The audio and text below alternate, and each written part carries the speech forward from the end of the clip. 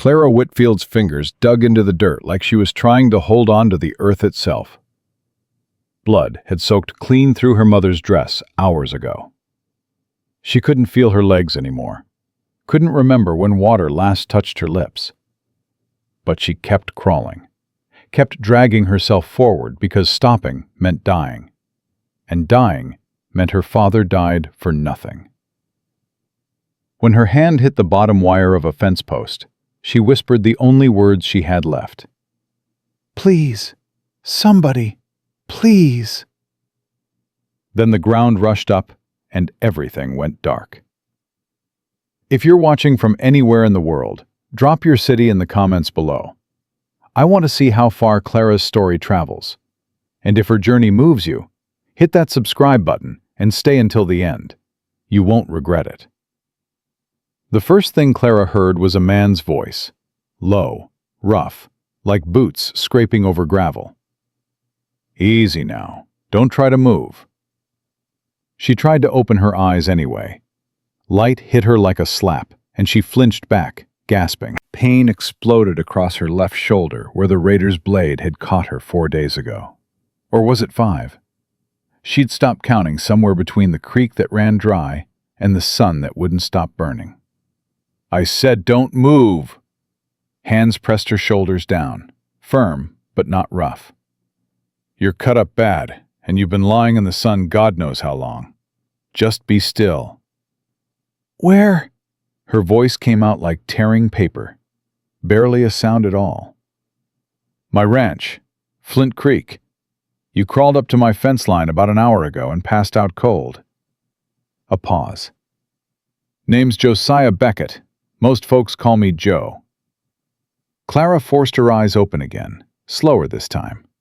A man's face swam above her, weathered, angular. Dark hair with silver threading through at the temples.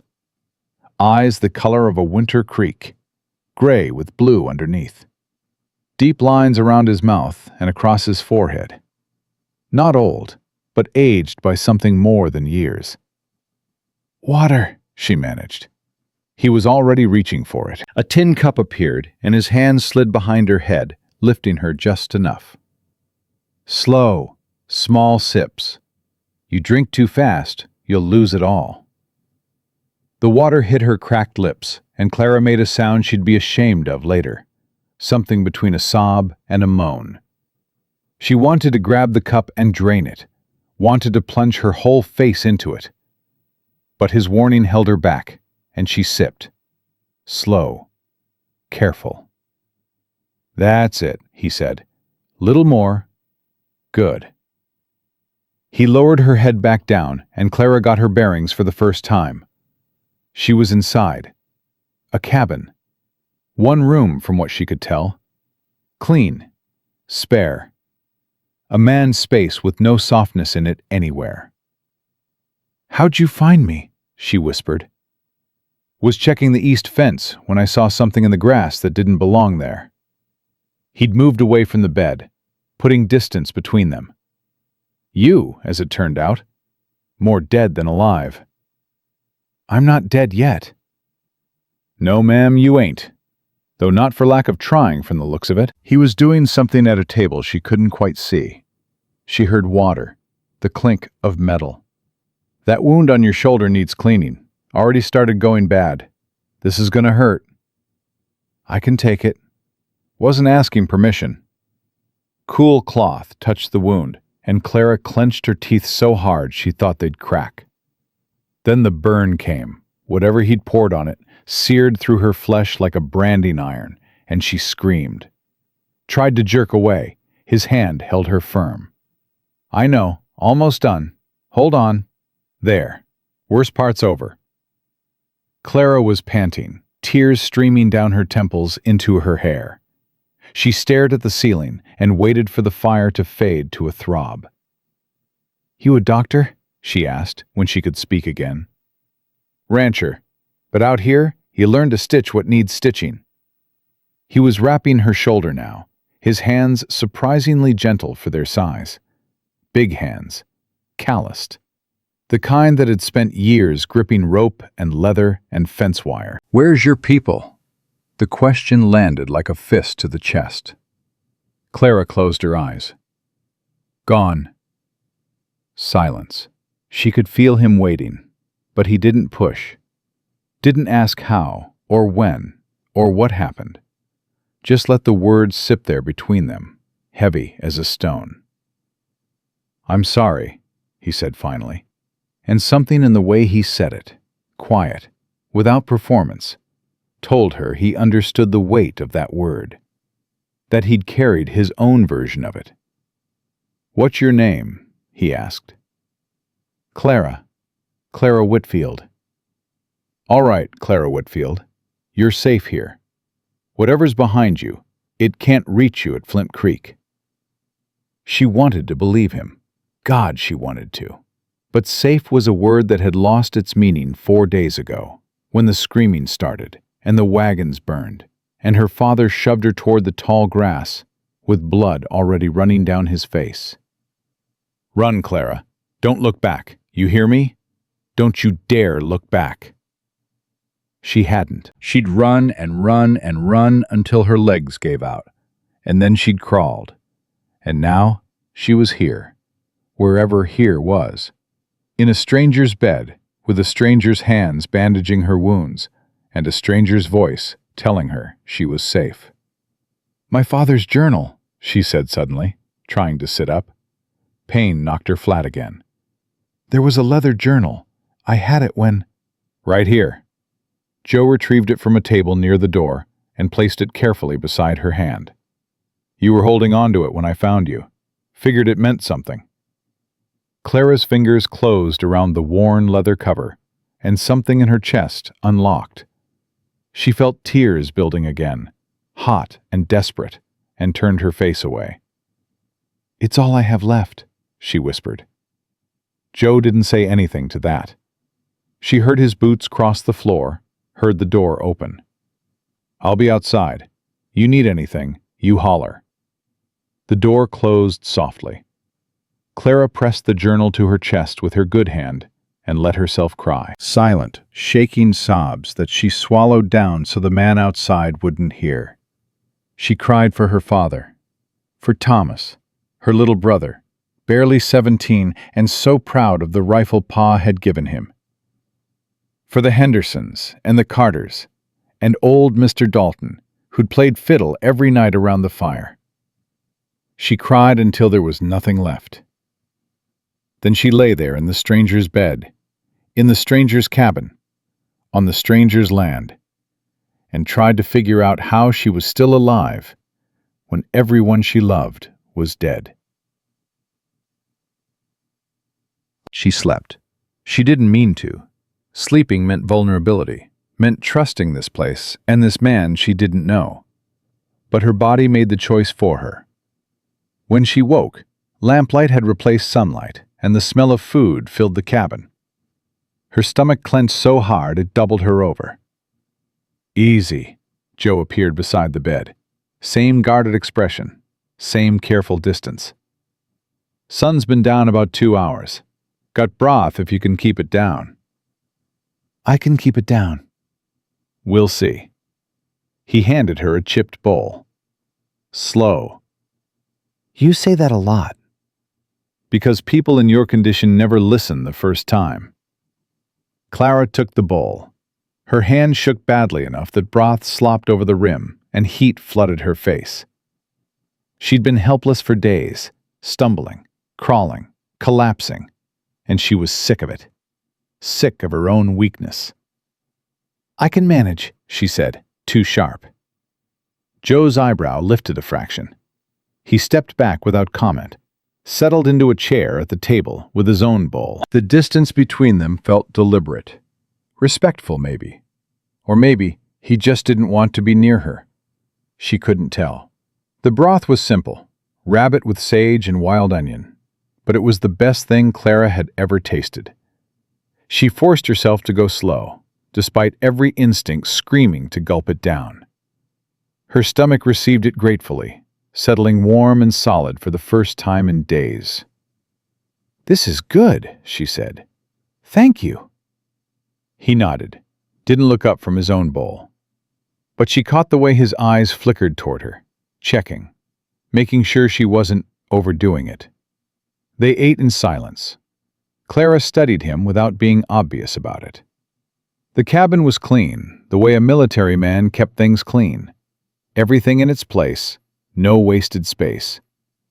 But there were small things that didn't fit. A curtain rod with no curtain near the bed. Empty hooks on one wall where something had once hung. A shelf with a gap in it, as though items had been removed and never replaced. Someone had lived here with him once. Someone who was gone now. "I should explain," Clara said when her bowl was half empty, "about what happened, why I was—" "Don't owe me explanations." "You took me in, fed me, doctored my wounds. I owe you something." "You owe me nothing." Joe set his bowl down. Those gray eyes met hers, straight on. "Whatever you've been through, that's yours to carry or share as you see fit. I didn't pull you off that fence line expecting a story in return." Clara stared at him. In her experience, kindness always came with conditions, always had a price tag hidden somewhere underneath. "Then why did you," she asked, "pull me off the fence line?" Something shifted in his jaw. He looked away, toward the fire. "Because leaving you there to die wasn't something I could live with." "That's it?" "That's it." She didn't believe him. Not entirely. But the broth was warm in her belly, and the bed was soft under her aching body. And for the first time in days, she wasn't afraid. Not of him, at least. Of everything else. The memories, the grief, the terrifying blankness of her future. But not of him. "My family was part of a wagon train," she heard herself saying, "heading to Montana Territory. My father wanted to claim land under the Homestead Act. Start fresh. He was a blacksmith back in Springfield." Her voice steadied as she found the rhythm of the telling. "We were 5 days past Fort Laramie when they hit us. Raiders. Just after sunset." Joe was still, listening without moving, without reacting. "There were maybe 30 of us in the train. Families mostly. Children." Clara's grip tightened on the bowl. "They came fast, had rifles and torches. My father, he told me to run. He and my brother Thomas, they tried to hold them off so I could get into the grass." "How old was your brother?" 17. Joe closed his eyes briefly. When he opened them, something raw flickered there before the guards slammed back into place. "Pa handed me his journal and said, 'Run, Clara. Don't look back.' So I ran." Her voice cracked. "I ran and I didn't look back. I left them there and I ran like a coward." "Stop." The word cut clean through the air. Clara flinched. Joe leaned forward, elbows on his knees, and his voice dropped low. "Your father told you to run because he loved you. He made a choice. The hardest choice a man can make, so you'd have a chance. You honoring that choice by surviving ain't cowardice. It's the bravest damn thing you could have done." Clara's throat closed. She looked down at the bowl in her trembling hands and fought for control. "I don't feel brave," she whispered. "Brave people never do." Silence settled between them again, but different this time. Warmer. Like something had been exchanged that couldn't be taken back. "Sheriff in town might know something," Joe said after a while. "About the attack. Survivors, if there were any. I can ride in tomorrow. Ask around." "You've done enough. I can't ask you to—" "You ain't asking. I'm telling you what I plan to do." He stood, gathering their bowls. "You need to know what happened. Need to know if there's anyone looking for you. That's just practical." There it was, that word. Practical. Stripped of sentiment, stripped of obligation. Just the bare bones of what made sense. "Thank you," Clara said. "There's clothes on that chair." He nodded toward a neat pile she hadn't noticed. Should fit well enough. Clean, at least. Clara looked at the folded garments. A dress, a chemise, stockings. Women's clothes in a bachelor's cabin. Your wife's? She asked quietly. Joe's hands stopped moving in the wash basin. His back was to her, but she saw his shoulders lock up tight. Was. One word, clipped short. Hannah. Fever took her, 4 winters ago. I'm sorry. Life out here kills people. He started scrubbing the bowls again. That's just the truth of it. You either make peace with that, or you let it eat you alive. He paused. The clothes are there if you want them. No sense wearing what's left of that dress when there's something whole available. Clara looked down at what she was wearing. Her mother's calico, torn to rags, stiff with dried blood and trail dirt. She'd been wearing it the day they left Springfield. Her mother had worn it the day she died giving birth to Thomas. It was the last thing Clara had of her. But it was destroyed, unsalvageable, just like everything else. Thank you, she said for the 3rd time, and wondered if she'd spend the rest of her time here, repeating those 2 words like a prayer she didn't quite believe in. 3 days passed. Or 4. Clara lost track in the haze of sleep and small improvements. Joe changed her bandages twice a day with the same steady hands, the same economy of movement. He brought water, broth, bread, asked almost nothing. She learned his rhythms, up before dawn, coffee made and waiting before she opened her eyes, out with the horses and cattle until midday, back to check on her, though he'd never admit that's what he was doing. Out again until dusk, supper cooked in silence, the floor near the hearth where he slept while she took the bed, and she'd argued about that exactly once, before realizing Josiah Beckett was not a man who changed his mind. On the 4th morning, Clara woke to an empty cabin. She sat up without gasping, a victory that felt enormous, and swung her legs over the edge of the bed. Her feet touched the floor. Her legs shook, but they held. She made it to the table, sat down, poured herself coffee from the pot he'd left warming, and waited. When Joe came through the door 20 minutes later, he stopped short. What are you doing up? Sitting, drinking coffee. Dangerous activities, I know. His jaw tightened, but something flickered at the corners of his mouth. Almost a smile. Almost. You pull those stitches. I won't. And I'll have to redo them, and neither of us wants that. I'm fine, Mr. Beckett. Joe. Joe, I'm fine. I can't lie in that bed another day. I'll go mad. He studied her for a long moment. Then he hung his hat on the peg by the door and crossed to the stove. Hungry? Starving. He cooked eggs. Where he got eggs out here, Clara had no idea, and she didn't ask. They ate across from each other at the table for the first time, and the simple act of sitting upright and feeding herself felt like reclaiming something she'd lost. You rode to town, she said, not a question.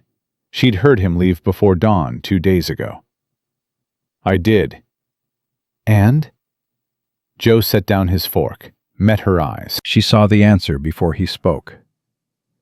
No one named Whitfield on the survivor lists. I'm sorry, Clara. She'd known. Had known from the moment she'd started running. But hearing it confirmed was different. Final. How many survivors? She asked. Her voice sounded far away to her own ears. Sheriff said maybe 15 across 2 trains that got hit the same night. Most of them made it to Fort Laramie. Thomas was 17, Clara said. He was so proud of that rifle. Pa gave it to him for his birthday. She didn't know why she was saying this. The words just came. He wanted to be a lawman. Kept talking about how he'd be the sheriff of whatever town we settled near. He was going to keep people safe. Joe didn't offer platitudes. Didn't tell her it would get easier or that time healed things. He just sat there, solid and present, and let her talk. "I should go," Clara said, when the grief subsided enough to think clearly. "I've imposed long enough. Fort Laramie. Maybe I could find work. Cooking, cleaning, sewing. I can work." "Doing what?" Joe's voice was blunt. "A woman alone in Fort Laramie? No family, no references, no money? You know what they'd offer you. Best case, you'd work yourself to death in a boarding house for pennies. Worst case, don't." Heat flooded her face. "I would never." "Didn't say you would. Said that's what men would assume." He pushed back from the table. "I ain't trying to insult you. I'm trying to be honest." "Then what do you suggest?" The words came out harder than she intended. "Because I won't take charity. I won't lie in that bed eating your food and using your dead wife's clothes and giving you nothing in return. That's not who I am." Something shifted in Joe's expression. Not anger. She braced for anger. But something quieter. Recognition, maybe. "Who said anything about charity?" he asked. Clara blinked. "What?" "This ranch is 200 acres, 60 head of cattle, horses, fences, a garden that's gone to hell since I'm the only one working it." He crossed his arms. "I'm out with the herd most days. Cabin goes to rot. Meals are whatever I can throw together in the dark. Mending piles up. Place needs more hands than I've got. You're offering me a job. I'm offering a trade. You need a place to heal and figure out your next move. I need help keeping this homestead running. Seems practical." That word again. Practical. Like a handshake instead of an embrace. "Room and board," Clara said slowly. "In exchange for work. Equal exchange. No charity. No obligation beyond what we agree to." "And when I'm healed? When I'm strong enough to leave?" Something crossed his face, quick, unreadable. "Then you leave. Simple as that." Clara studied him.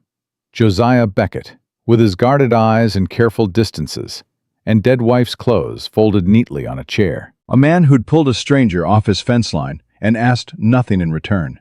Who slept on his own floor so she could have the bed. Who rode to town and back to bring her news he knew would break her heart. She should say no. Should insist on Fort Laramie, on making her own way, on not depending on another person ever again, because depending on people meant losing them, and losing them meant— "All right," she heard herself say. "Until I'm healed. Until I figure out what's next." Joe nodded once. The gesture carried a weight that surprised her, like a contract signed without paper.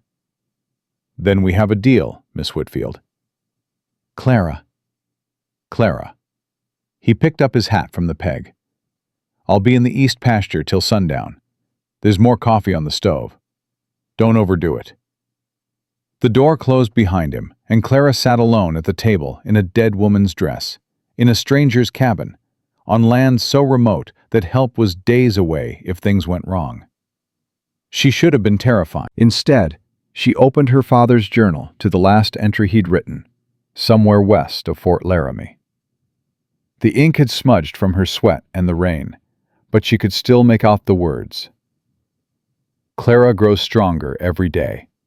She was never meant for a small life. I pray she finds what she's looking for, not just land or safety, but someone who sees her worth. That's all any father wants for his daughter." Clara closed the journal, pressed it against her chest, and for the first time since the night the wagons burned, she let herself imagine that tomorrow might be something other than something to survive. It wasn't hope. Not yet. But it was close. The first morning Clara tried to earn her keep, her body made a liar out of her. She'd gotten dressed, Hannah's blue calico again. Neither of them spoke that name. and made it all the way to the kitchen area before her legs buckled. She grabbed the edge of the table hard enough to turn her knuckles white and stood there shaking, furious at herself. That's how Joe found her when he came in from the horses. "Sit down before you hurt yourself." "I'm fine." "You're white as flour and trembling like a newborn foal. That ain't fine." "I said I can, and I said sit." He pulled the chair out and stood there waiting, not touching her, not reaching for her, just waiting with that immovable patience that made Clara want to scream. She sat. Not because he told her to, but because her legs were about to give out anyway, and she'd rather sit than fall. Joe set coffee and bread in front of her. "Eat that. Don't argue about it." "I wasn't going to argue." "You were thinking about it. I could see it in your jaw." Clara bit into the bread and chewed in silence. He was right. She hated that he was right. "I can't just sit here," she said after a minute. "We made a deal. Room and board for work. I'm not holding up my end. Your end starts when you can stand for more than 30 seconds without looking like you're about to pass out." Joe poured his own coffee and leaned against the counter. "You want to be useful? Get stronger. That's the job right now." "That's not a job. That's being a patient." "Then be a patient. Won't kill you." "It might." Joe's mouth twitched. Not quite a smile, but close. "You always this stubborn?" "My father called it determined." "Your father was being kind." Clara glared at him over the rim of her cup. He held her gaze, steady and unbothered, and she realized with a start that this was the closest thing to normal conversation she'd had since Springfield. Two people pushing against each other, testing edges, finding where the lines were. "Fine," she said. "I'll rest today. But tomorrow we'll see." Tomorrow turned into 3 more days of small tasks that made Clara feel like a child playing at usefulness. Washing dishes, sweeping floors that were already clean, folding the handful of shirts Joe owned. He never commented on any of it, never told her she was wasting her time. Just let her do what she could and picked up everything else without a word. By the second week, she could stand at the stove without her knees buckling. She made stew that night, real stew, with the wild herbs she'd spotted growing near the creek, and the antelope Joe had brought back from a hunt. Sage, rosemary, wild onion. Her mother's recipe, carried in her fingers if not on paper. Joe took one bite and stopped chewing. Clara's stomach dropped. "What? Is it bad?" "No." He looked at her across the table, and she saw something crack through that careful guard of his. Surprise, maybe, or something older. "No, this is good, Clara."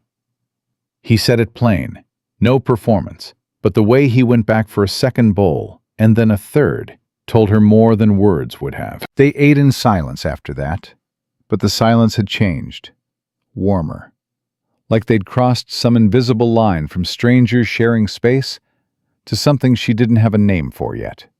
That night, after Joe had gone to check the horses, Clara opened her father's journal. She'd been avoiding it, afraid of what it would stir up, but the cabin felt too quiet, and she needed his voice. She found an entry from June, somewhere in Nebraska. "Clara reminds me more of her mother every day. Not in looks, she got my stubbornness and my jaw, but in the way she cares for others without ever letting anyone care for her. Martha was the same. Gave and gave until there was nothing left. I worry Clara learned too well from watching her. A woman who won't let anyone in will build a strong house, but live in it alone." Clara closed the journal, her father's handwriting blurred behind tears she refused to let fall. The door opened. Joe stepped in, saw her face, and stopped. "Didn't mean to interrupt." "You're not." She wiped her eyes with the back of her hand, quick, rough. "Just reading." He nodded, moved to bank the fire. Didn't ask questions, didn't offer comfort, just existed in the same space, solid and quiet. And somehow, that was enough. "Joe?" "Yeah? Why did you really help me?" "The truth." He was quiet long enough that she thought he wouldn't answer. Then he straightened up from the fire and spoke without turning around. "Had a calf once, found it on the range. Mother died birthing it. Thing was half-starved, couldn't hardly stand. Legs buckling every time it tried." He paused. "Should have put it down. That's what most men would have done. Quick death instead of a slow one." "But you didn't." "No. I brought it home. Bottle-fed it. Stayed up nights keeping it warm. Everyone told me I was a fool. Said it'd die anyway, and I was just dragging out the suffering." "What happened to it?" "Best cow I've got. Strongest in the herd." He turned around then, and his eyes found hers across the dim cabin. "You were trying, Clara. Crawling toward that fence with nothing left in you. And I thought, anything fighting that hard to live deserves the chance." Clara's chest tightened. "I'm not a calf." "No, ma'am. You are considerably more trouble than any calf I've raised." She laughed. The sound surprised them both. Rough and rusty from disuse, but real. Joe's eyes widened slightly, and then that almost smile appeared again, creasing the corners of his mouth. "Get some sleep," he said, settling onto his bedroll by the hearth. "Tomorrow, I'm putting you on a horse." "What?" "Can't work a ranch without knowing how to ride. Figure it's time." "I've never been on a horse in my life." "That's why it's called learning." Clara lay awake a long time after his breathing had evened into sleep. She stared at the ceiling and listened to the sounds of the cabin, the pop of settling wood, the whisper of wind through cracks, the steady rhythm of a man who slept like someone with a clear conscience. She thought about what her father had written, about women who wouldn't let anyone in, about strong houses and lonely rooms. Then she closed her eyes and tried not to think about anything at all. The horse was called Sparrow, which Clara found offensively misleading for an animal that stood 16 hands high and could have crushed her without noticing. "She's the gentlest mare I own," Joe said, holding the bridle while Clara stared up at the saddle like it was a cliff face. "Wouldn't have brought her if she wasn't." "She's enormous." "She's average. You're just short." "I am not short." "Ma'am, I can see the top of your head without trying.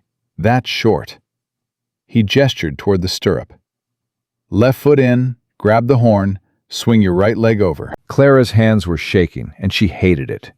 Hated that this man could see her fear, could watch her tremble over something as simple as getting on a horse, when she'd survived raiders and starvation and walking across empty plains for days. She put her foot in the stirrup, grabbed the saddle horn, and hauled herself up with more desperation than grace. The world tilted. The ground dropped away. Sparrow shifted beneath her, and Clara's stomach lurched. "Easy." Joe's hand rested on the mare's neck, steadying her. "Just sit. Don't try to do anything. Let your body learn the feel of it." "The feel of it is terrifying." "Good. Means you're paying attention." He led Sparrow in slow circles around the corral. Clara gripped the pommel so hard her fingers ached. Every sway of the horse's body sent panic rippling through her. But Joe kept walking, kept that hand on the bridle, kept his voice low and steady. "Breathe, Clara." "I am breathing." "You're holding your breath and clenching every muscle you've got." "That ain't breathing. That's bracing for impact." She forced air into her lungs. Let it out. The mare's rhythm started to register, not as a threat, but as a pattern. Steady, predictable, like a heartbeat. "Better," Joe said. "Now let go of the horn." "Absolutely not." "You can't ride a horse with a death grip on the saddle. Let go. Trust the animal." "I don't trust animals. I barely trust people." "Then trust me. I won't let you fall." Clara looked down at him. Josiah Beckett, with his gray eyes and weathered face and hands that had pulled her back from dying. He hadn't let her fall yet. She let go of the horn. Sparrow kept walking. Clara kept sitting. The world didn't end. "See," Joe said. "Not so bad." I reserve judgment. Over the next 2 weeks, riding became part of their routine. Every few days, Joe would carve out an hour between his ranch work to walk her through another lesson. How to hold the reins, how to turn, how to communicate through her seat and her legs instead of hauling on the horse's mouth. Clara was a terrible student. Too rigid, too controlling, too afraid of the 1,000 ways things could go wrong. "You're fighting her," Joe told her one afternoon after Clara had nearly come off, trying to make Sparrow turn faster than the mare wanted to go. "Stop trying to force it. She knows what she's doing, even if you don't." "I don't like not being in control." Joe looked at her for a long beat. "I know, but you can't muscle your way through everything, Clara. Sometimes you've got to let go and trust what's underneath you." She heard the double meaning. She was pretty sure he did too, because he looked away first, reaching to adjust Sparrow's bridle with hands that seemed suddenly busy. "Again," he said, "and this time, let her lead." Clara tried. Let her hands soften, her spine loosen, her weight settle. Sparrow responded like a different animal, smooth, fluid, carrying her instead of fighting her. "There," Joe said, and something warm moved through his voice. "That's it." By the end of the month, Clara could ride well enough to be useful. She started going out with Joe on short trips around the property, checking fences, counting cattle, looking for predators. Hard work that left her muscles burning and her skin brown from the sun. She loved it. Loved the purpose of it, the physicality, the way her body was becoming something strong again instead of something broken. Out here, with the wind in her face and Sparrow steady beneath her, she wasn't the girl who'd crawled to a fence line to die. She was someone new, someone still forming. It was on one of these rides, a fence check along the western boundary, that they saw the rider approaching. Joe's posture changed instantly. His shoulders squared, his hand dropped near his hip, and his jaw set into a line Clara hadn't seen before. Hard, watchful. "Morrison," he said. One word, and it wasn't friendly.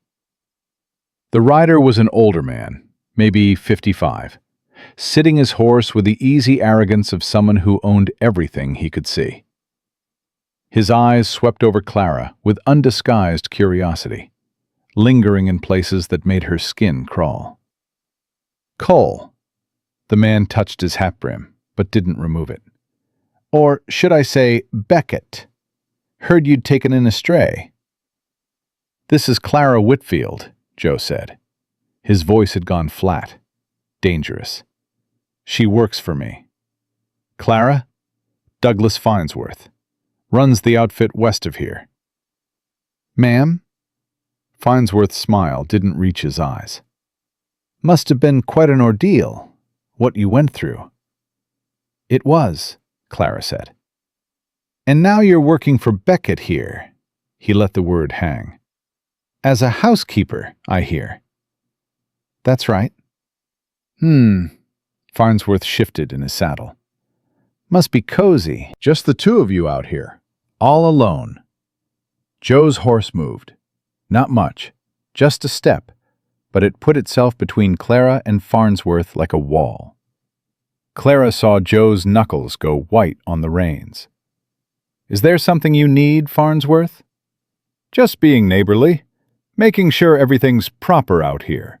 You know how folks talk." "Folks can talk all they want." "Easy for you to say. You've always been peculiar about company." Farnsworth's gaze slid back to Clara. "But the lady here might care more about her good name." Clara felt heat climb her neck. felt the old shame, the Missouri shame, where a woman's worth was measured by what men said about her. Try to rise up. She shoved it down. "My good name," she said, and her voice came out steady as iron, "is my own concern, Mr. Farnsworth, and I'm grateful for Mr. Beckett's employment. If people want to make something improper out of honest work, that speaks to their character, not mine." Farnsworth's eyebrows went up. He looked at Joe. Joe looked back. Neither blinked. "Well," Farnsworth said after a long beat, "spirited little thing, isn't she?" "She's a grown woman who can speak for herself," Joe said. "Which she just did. Anything else?" "Not a thing." Farnsworth turned his horse. "You take care now, Beckett. Both of you."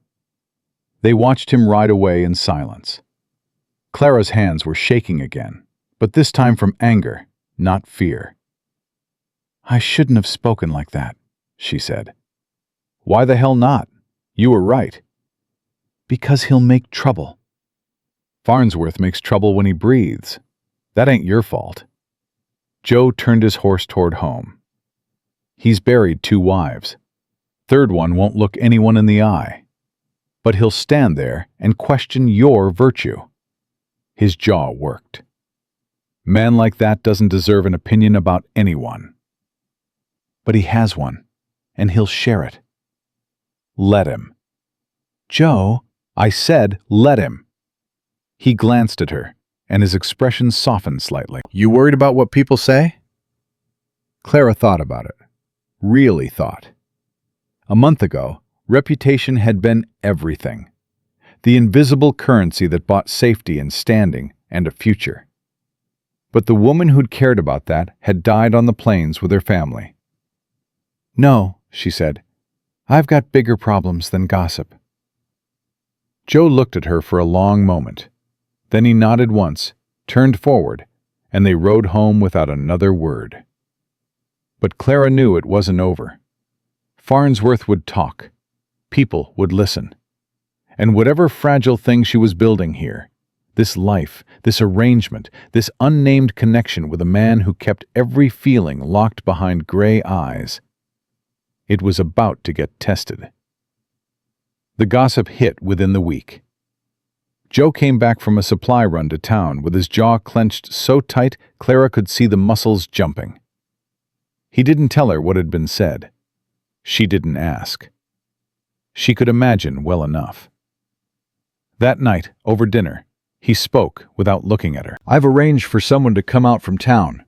Woman named Hattie Pruitt. She's a widow. Does work for some of the bigger ranches. She'll stay here, help with the heavy chores, make things look right." Clara's fork stopped halfway to her mouth. "You're bringing in a chaperone?" "I'm bringing in help." "You're bringing in a chaperone because people are talking." Joe's eyes finally met hers, tired, stubborn. "Yes." "No." "It ain't up for discussion." "The hell it isn't." Clara set her fork down hard enough to ring the plate. "I won't have some stranger brought into this house to supervise me like a child. I've done nothing wrong. You've done nothing wrong. This ain't about wrong or right. It's about what protects you." "I don't need protecting from gossip." "You say that now." His voice dropped.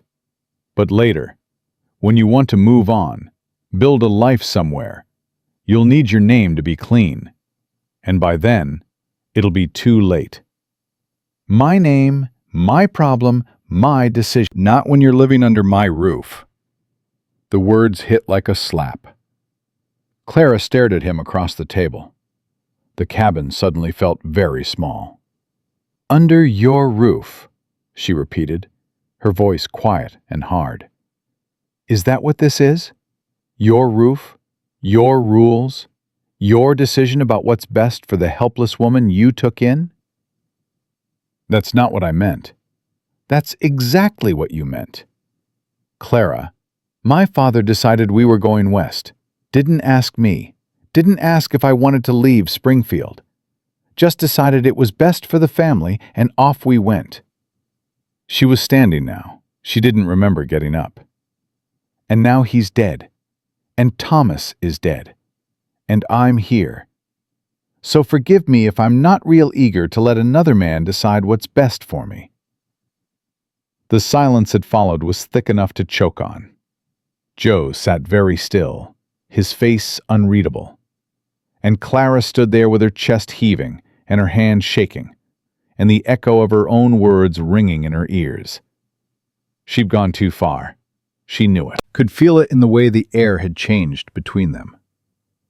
"Hattie Pruitt comes Monday," Joe said quietly. "That's the condition. You want to stay? She stays too." "And if I leave?" "Then you leave." His voice was steady, but Clara heard what it cost him. "I won't keep you here against your will. Never would." They stared at each other. Clara saw it in his eyes. Not anger, not control, but fear. Plain, raw fear. He was afraid for her. Afraid of what the world would do to a woman alone with a ruined reputation and no family to shield her. He wasn't her father, making decisions from arrogance. He was a man trying to protect someone he... She stopped the thought before it finished forming. "Fine," she said. "Monday." Joe nodded, stood, walked out into the night. Clara sat back down at the table and pressed her palms flat against the wood until the shaking stopped. She'd agreed. Again.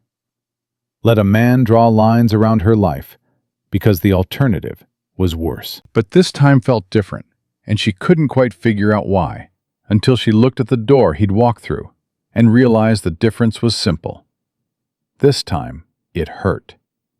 Not because she'd lost an argument, because she'd seen his face when she'd said, "If I leave." And for one unguarded second, Josiah Beckett had looked like a man watching something precious slip through his fingers. Hattie Pruitt arrived Monday morning on a wagon driven by her nephew, a skinny boy of 16, who gawked at Clara like she'd grown a second head. The woman herself stepped down without help. 62 years old, thin as a fence rail, with eyes that could cut glass and a spine that looked like it had never bent for anything. "So," she looked Clara up and down, "you're the one causing all the commotion." "I haven't caused any commotion, ma'am. I've been working." "That's so."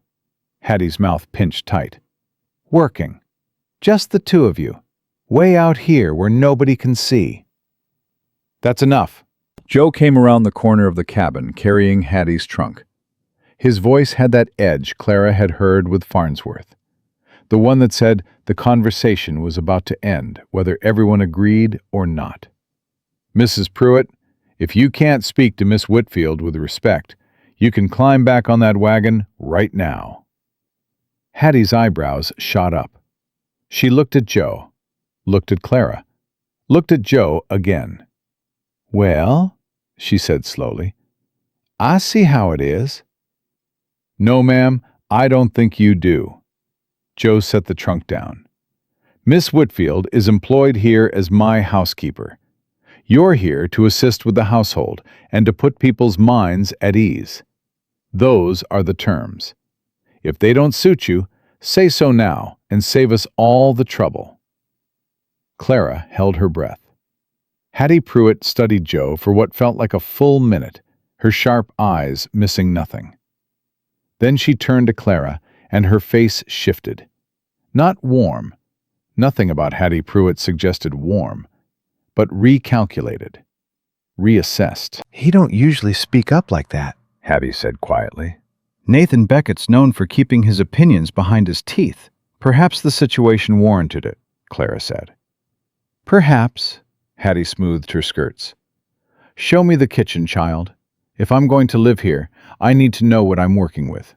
Over the next week, Hattie Pruitt rearranged everything. Not just the cabin, though she did that too, hanging a curtain to create her own sleeping area and reorganizing the kitchen with terrifying efficiency, but the entire dynamic of the household. Gone were the quiet suppers. gone were the easy silences Clara and Joe had built between them. Now, every meal had Hattie's eyes watching. Every conversation had Hattie's ears listening. Every moment carried the weight of being observed. Joe retreated behind walls of careful politeness.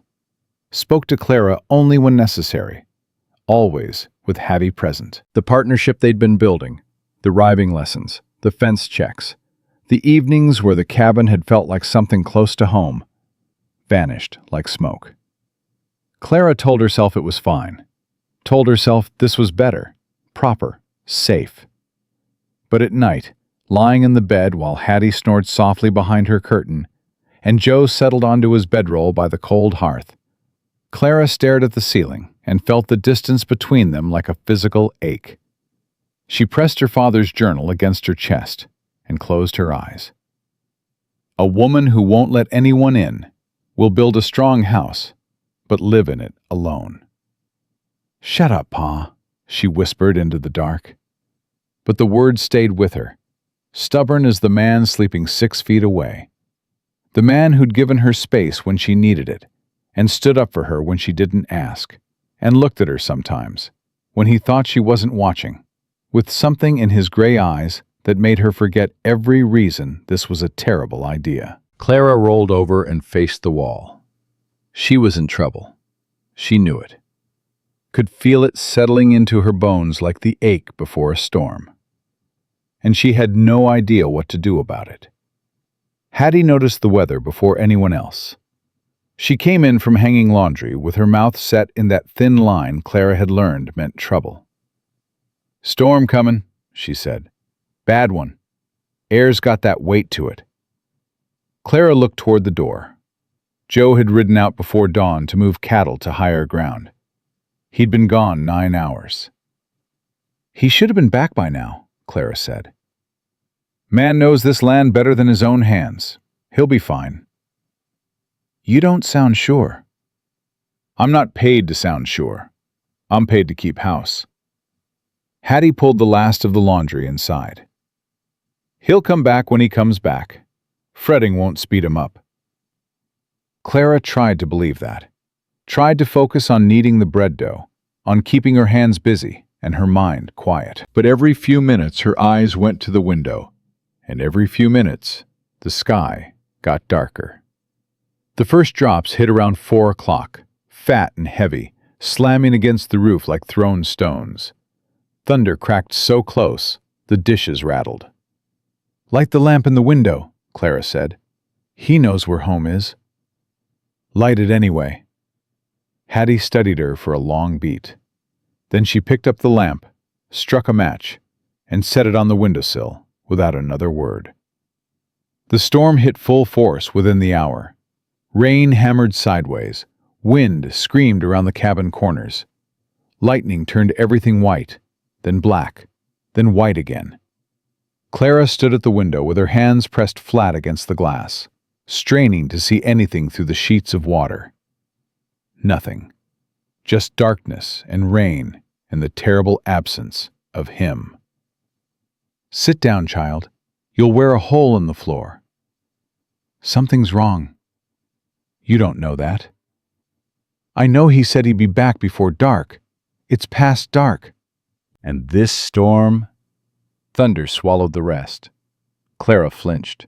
Her hands were shaking, and she couldn't stop them. "Clara!" Hattie's voice came from right behind her, closer than expected. "Listen to me. That man has survived winters that would kill most people. He survived losing Hannah. He survived 4 years alone on this land. A summer storm ain't going to—" The cabin door blew open. Joe fell through it more than walked.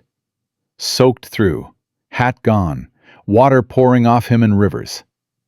He got 2 steps inside before his legs buckled, and he grabbed the door frame to keep from going down.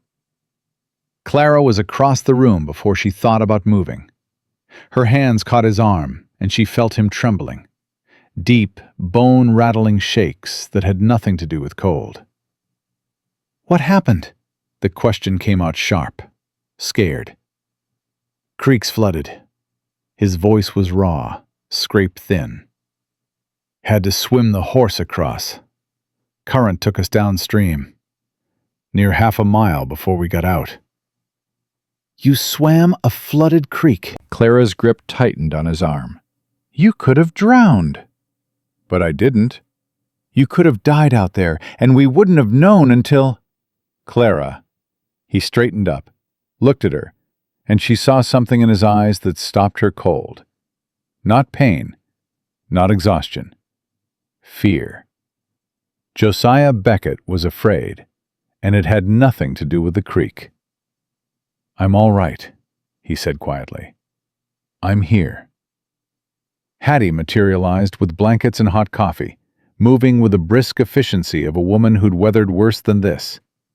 Get those wet things off before you catch your death. Clara, help him with that coat. No, I don't care about propriety right now. Man's half drowned.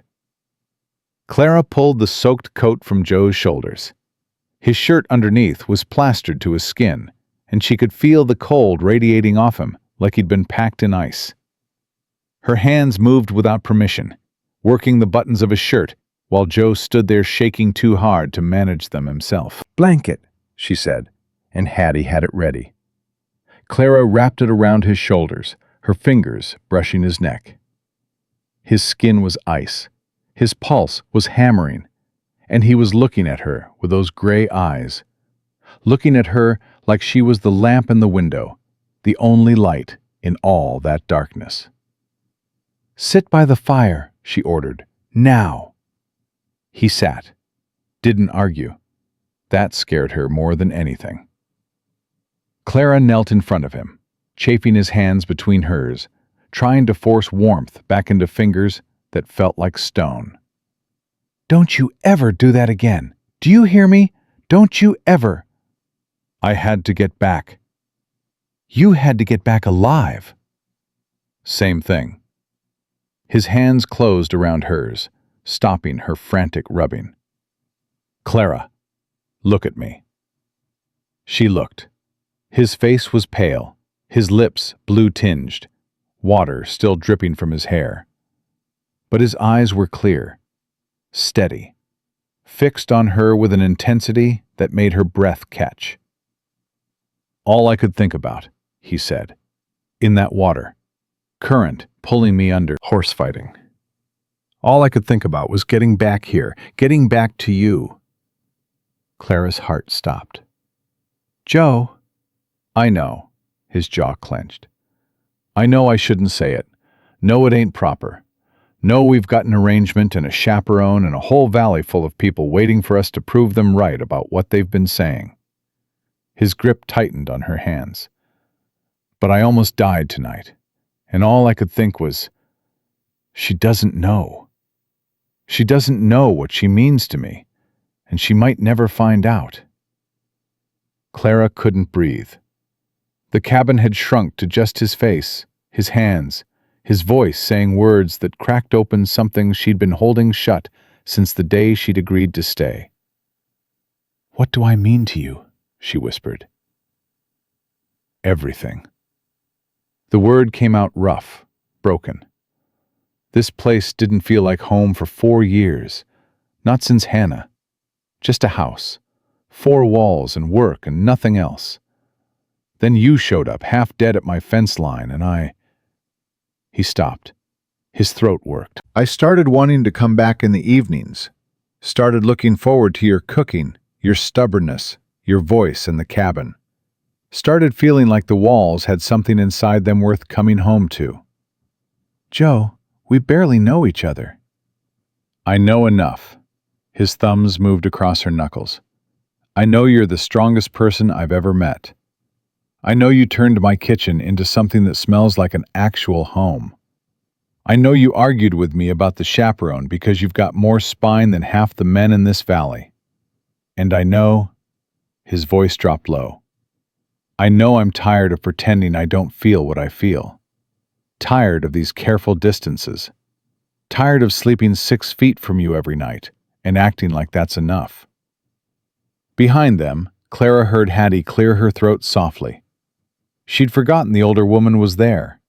Forgotten everything except Joe's hands and Joe's voice and the way her own heart was beating so hard she could hear it. "I should check on the horse," Hattie said.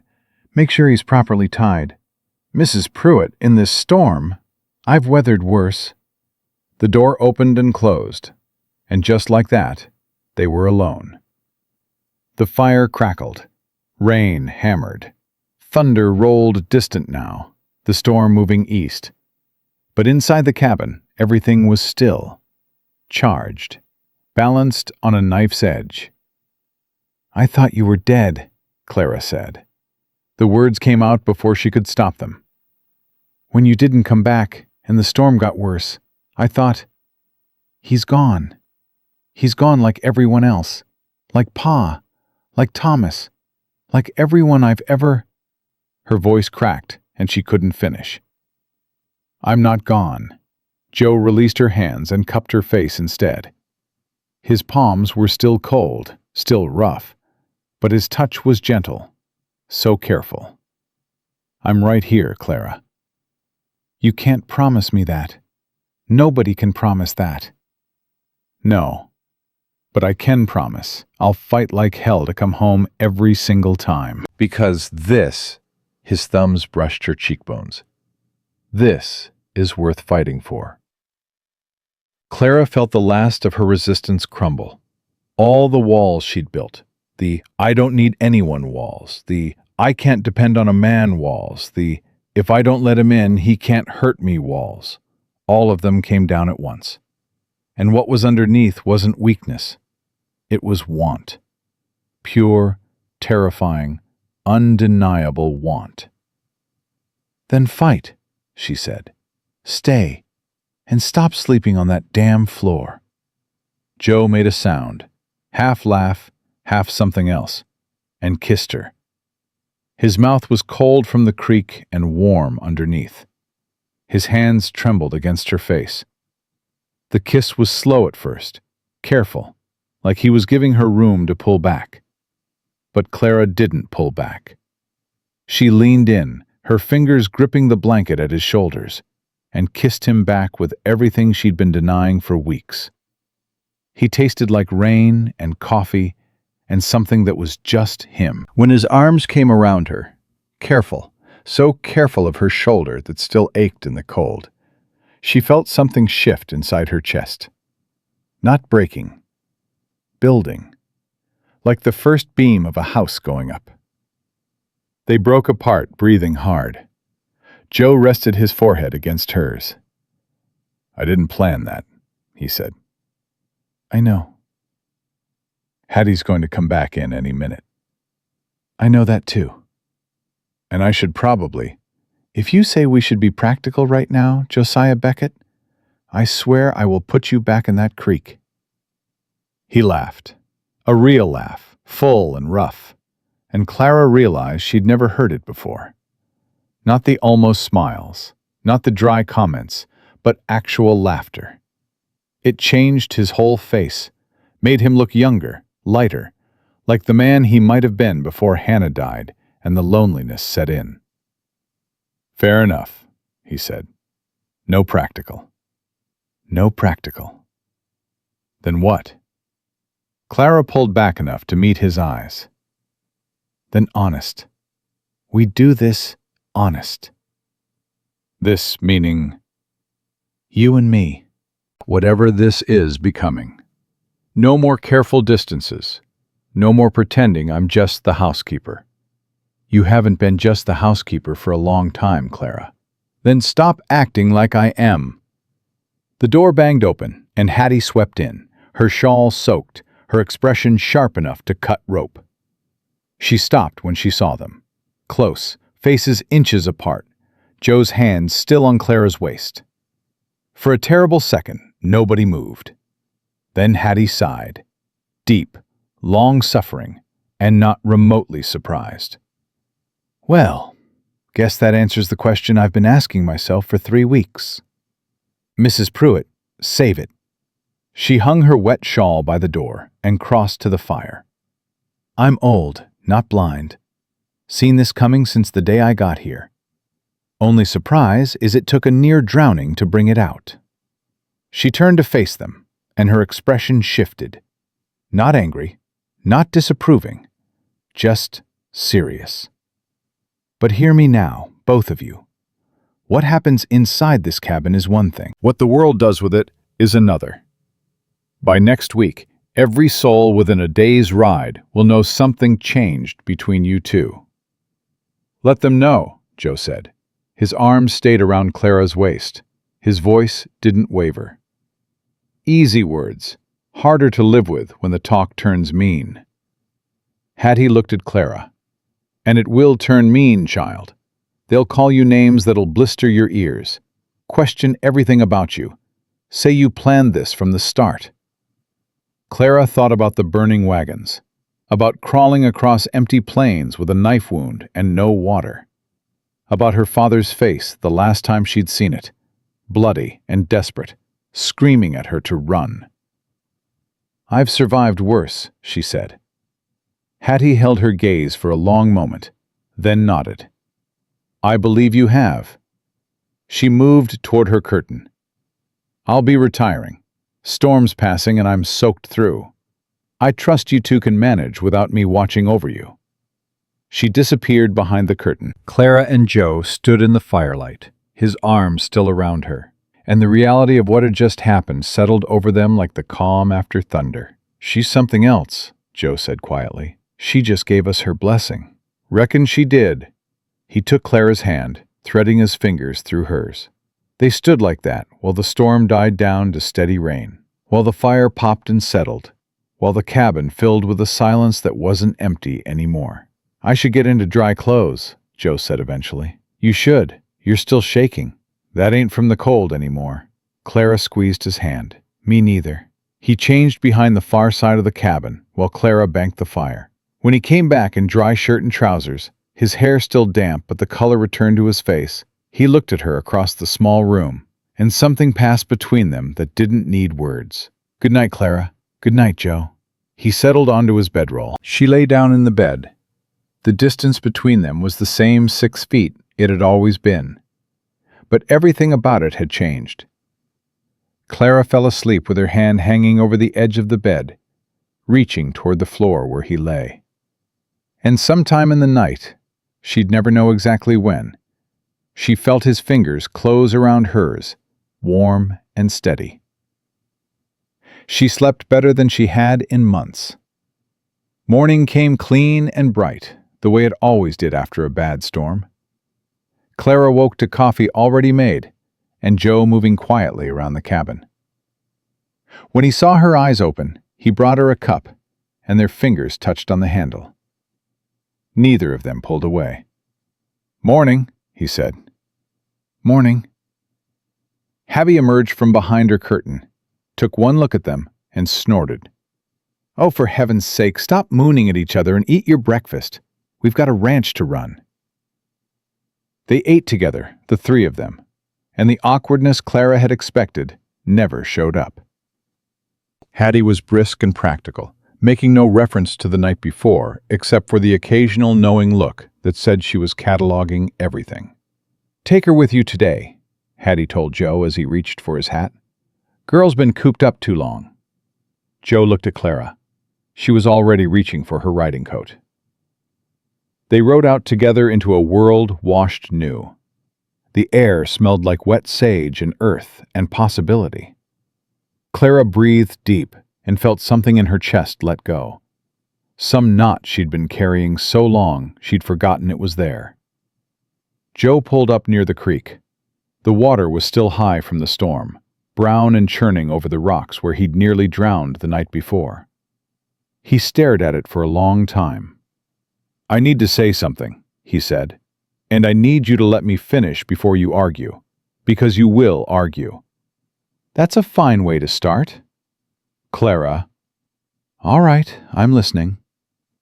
He dismounted and helped her down. His hands stayed on her waist. She let them. "Last night I said you meant everything to me. I meant that." His jaw worked. "But I need you to know what that means. I'm not a man who says things like that to pass the time. If we do this, you and me, for real, I'm all the way in. Not halfway, not temporary. What are you saying, Joe? I'm saying, he stopped, took a breath. I'm saying I want you to stay. Not as my housekeeper. Not as some arrangement we made when you were half dead and desperate. I want you to stay as my wife. If you'll have me. The ground tilted under Clara's boots. She stared at him. We've known each other 2 months. I know. People will say I planned this, that I targeted you. I know that too. And you're still asking. I've been practical my whole life, Clara. His voice roughened. Married practical the first time. Worked this land practical. Built everything I've got through doing what made sense. His hands tightened on her waist. But I'm standing here asking you to marry me, and there ain't a practical bone in it. This is just want. Just me wanting you in my life every day for as long as I've got days, and being too tired of pretending otherwise to keep my mouth shut about it. Clara's eyes burned. She reached up and took his face in her hands, feeling the stubble rasp against her palms.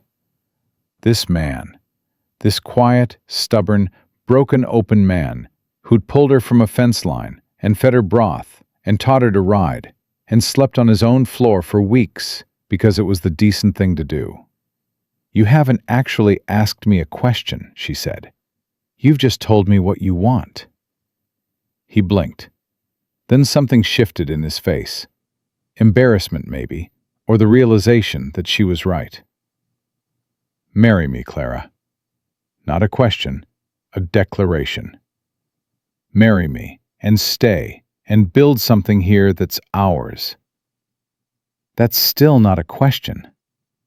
Fine. He dropped to one knee right there on the muddy creek bank, his boots sinking into the soft earth, and looked up at her with those gray eyes full of everything he'd never say in 1,000 words. Clara Whitfield, will you marry me? She should have hesitated, should have thought about it, should have weighed the reasons for and against, considered the timing, worried about what people would say. Yes, she said. Get up out of that mud, Josiah Beckett. Yes. He surged up and kissed her. Not gentle this time. Not careful. This was a claiming, a promise, an answer to every question they'd been circling for weeks. Clara kissed him back, with her hands in his hair and her heart hammering, and the full, terrifying certainty that she'd just changed the entire course of her life in a single word. When they broke apart, Joe pressed his forehead to hers. We'll do it proper, whatever you need. A dress, a preacher, witnesses. How soon? Circuit preachers due through town in about 10 days? Then 10 days. Clara grabbed the front of his shirt. I'm done waiting, Joe. Done pretending. Done being careful. People will talk. People have been talking since Farnsworth opened his mouth. Let's give them something real to talk about. His smile broke across his face like sunrise, slow and warm and so full of hope it made Clara's throat ache. Let's go tell Hattie, he said. She already knows. Probably, but I want to see her face when we say it out loud. They rode back hand in hand, the horses walking close together through the wet grass. Clara's mind was spinning, with joy, with terror, with the sheer impossibility of what had just happened. 2 months ago, she'd been crawling toward a fence line to die. Now she was riding home to plan a wedding. Her father's words echoed in her head. I pray she finds what she's looking for. Not just land or safety, but someone who sees her worth. He'd like you, Clara said suddenly. Who? My father. He'd have liked you. She paused. He'd have given you hell first, made you prove yourself, but he'd have liked you. Joe squeezed her hand. I'd have liked him, too. When they reached the cabin, Hattie was on the porch, arms crossed, watching them approach with the same sharp-eyed assessment she brought to everything. Well, she called out. We're getting married, Clara said. 10 days, Joe added, when the preacher comes through. Hattie looked at their joined hands, looked at their faces, looked at the matching expressions of terrified happiness that neither of them could hide. "About time," she said. "I'll start on your dress tonight. Brought fabric just in case." Clara stared at her. "You brought wedding dress fabric?" "I brought fabric." Hattie's mouth twitched. The first time Clara had ever seen her come close to smiling. What it becomes depends on the circumstances. And these circumstances, she waved a hand at both of them, were about as surprising as snow in January. "You knew?" Joe said. "Boy, the whole territory knew. You two were the only ones pretending otherwise." She turned and went inside. "Come on then. Clara, I need your measurements. And Joe, ride to town tomorrow and talk to that preacher. And for God's sake, buy a ring. Blacksmith'll make one if you ask nice." Joe looked at Clara. Clara looked at Joe. "Reckon we've been managed," he said. "Reckon we have." He pulled her close and kissed her forehead. His arms around her felt like the solidest thing in the world, warm and certain and real. Clara pressed her face against his chest and listened to his heartbeat. Strong, steady, alive. "I choose this," she said into his shirt. "You, this land, this life. I choose it." His arms tightened. "So do I." Above them, the sky stretched clean and blue, washed new by the storm. Inside the cabin, Hattie was already moving things around, making room, making plans. And Clara stood in the circle of Joe's arms and felt something she hadn't felt since before the wagon train, since before the burning and the running and the long crawl toward a stranger's fence. She felt chosen back. The 10 days before the wedding passed faster than Clara thought possible. Hattie worked on the dress every evening, her gnarled fingers moving through ivory cotton with a precision that seemed impossible for a woman her age. Joe rode to town twice, once for the preacher, once for the ring, and came back both times with his jaw set in a way that told Clara the gossip had followed him through every door. She didn't ask what they said. He didn't offer.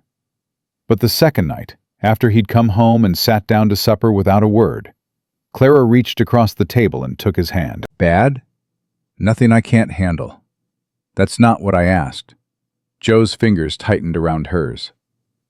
"Farnsworth's been talking, telling anyone who'll listen that I took advantage of your situation, that you're too desperate to know better." Clara's stomach went cold. "And people believe him?" "Some do. Some don't." He met her eyes. "Does it change anything for you?" "Not one thing." "Then it doesn't change anything for me either." Hattie looked up from her sewing and said nothing, but the way she pulled the thread a little tighter told Clara the older woman had opinions she was keeping behind her teeth. 3 days before the wedding, people started arriving. Not many. The Flint Creek was too remote for crowds, but enough. A rancher named Tom Hadley brought his wife and 3 children. The general store owner, Mr. Polk, came with preserves and a set of iron cookware. Even the sheriff rode out, a quiet man named Ellis, who shook Joe's hand and nodded at Clara like she'd passed some test she didn't know she was taking. Farnsworth came too. Clara spotted him riding up on the evening before the ceremony and felt her spine go rigid. Joe saw him at the same time. "Stay here." "No." "Clara, I said no." She stepped off the porch and walked straight toward Farnsworth's horse. Joe was beside her in 3 strides, but she got there first. "Mr. Farnsworth," she said. "Didn't expect to see you." Farnsworth dismounted with the slow ease of a man who wanted everyone watching. "Wouldn't miss it, Miss Whitfield. Or should I say, Mrs. Beckett, come tomorrow." "You can call me whatever you like. You will anyway." His eyebrows went up. Behind her, Clara heard Joe's breath catch, not in anger, but in something closer to pride. "I came to pay my respects," Farnsworth said, his voice carrying to the other guests, who'd stopped what they were doing to watch. "And to wish you well. Whatever my concerns were, they were for your welfare, ma'am. Nothing more." Clara knew a performance when she saw one. Farnsworth wasn't here to wish them well. He was here because staying away would look worse than showing up. But she also knew that accepting his gesture, publicly, gracefully, would cost her nothing and gain her everything. "Thank you, Mr. Farnsworth. You're welcome to stay for the ceremony." "That's kind of you." He tipped his hat and led his horse toward the corral, leaving Clara standing in the yard with Joe's hand on her back and the eyes of a dozen neighbors on her face. "You handled that better than I would have," Joe said quietly. "I handled it the way my father would have. Kill them with courtesy. They can't fight what they can't fault." Joe looked at her for a long moment. "Your father raised one hell of a woman." "Don't go getting sentimental on me, Beckett. Save it for tomorrow." That night, Clara couldn't sleep. She lay in the bed listening to Hattie's soft snoring and Joe's steady breathing, and the sounds of guests settling in around the property. Tom Hadley's family had set up a tent. The sheriff was sleeping in the barn. Farnsworth had his own bedroll by the corral, which suited everyone fine. Clara opened her father's journal. The pages fell to one of the last entries, written by lamplight somewhere in Wyoming. "I worry about Clara. Not because she's weak. Lord knows she's the strongest of all of us. But because she carries everything alone. She got that from Martha. Her mother would shoulder the whole world before she'd ask for help. It's a noble quality, and a dangerous one. I pray Clara learns what her mother never did, that letting someone share the weight isn't surrender, it's wisdom." Clara pressed the journal to her chest. "I'm learning, Pa," she whispered. "Slow, but I'm learning." The wedding happened at sunset. Hattie had insisted on it, claimed the light would be better, but Clara suspected the older woman just had a sense for drama. The dress fit like Hattie had sewn it around her.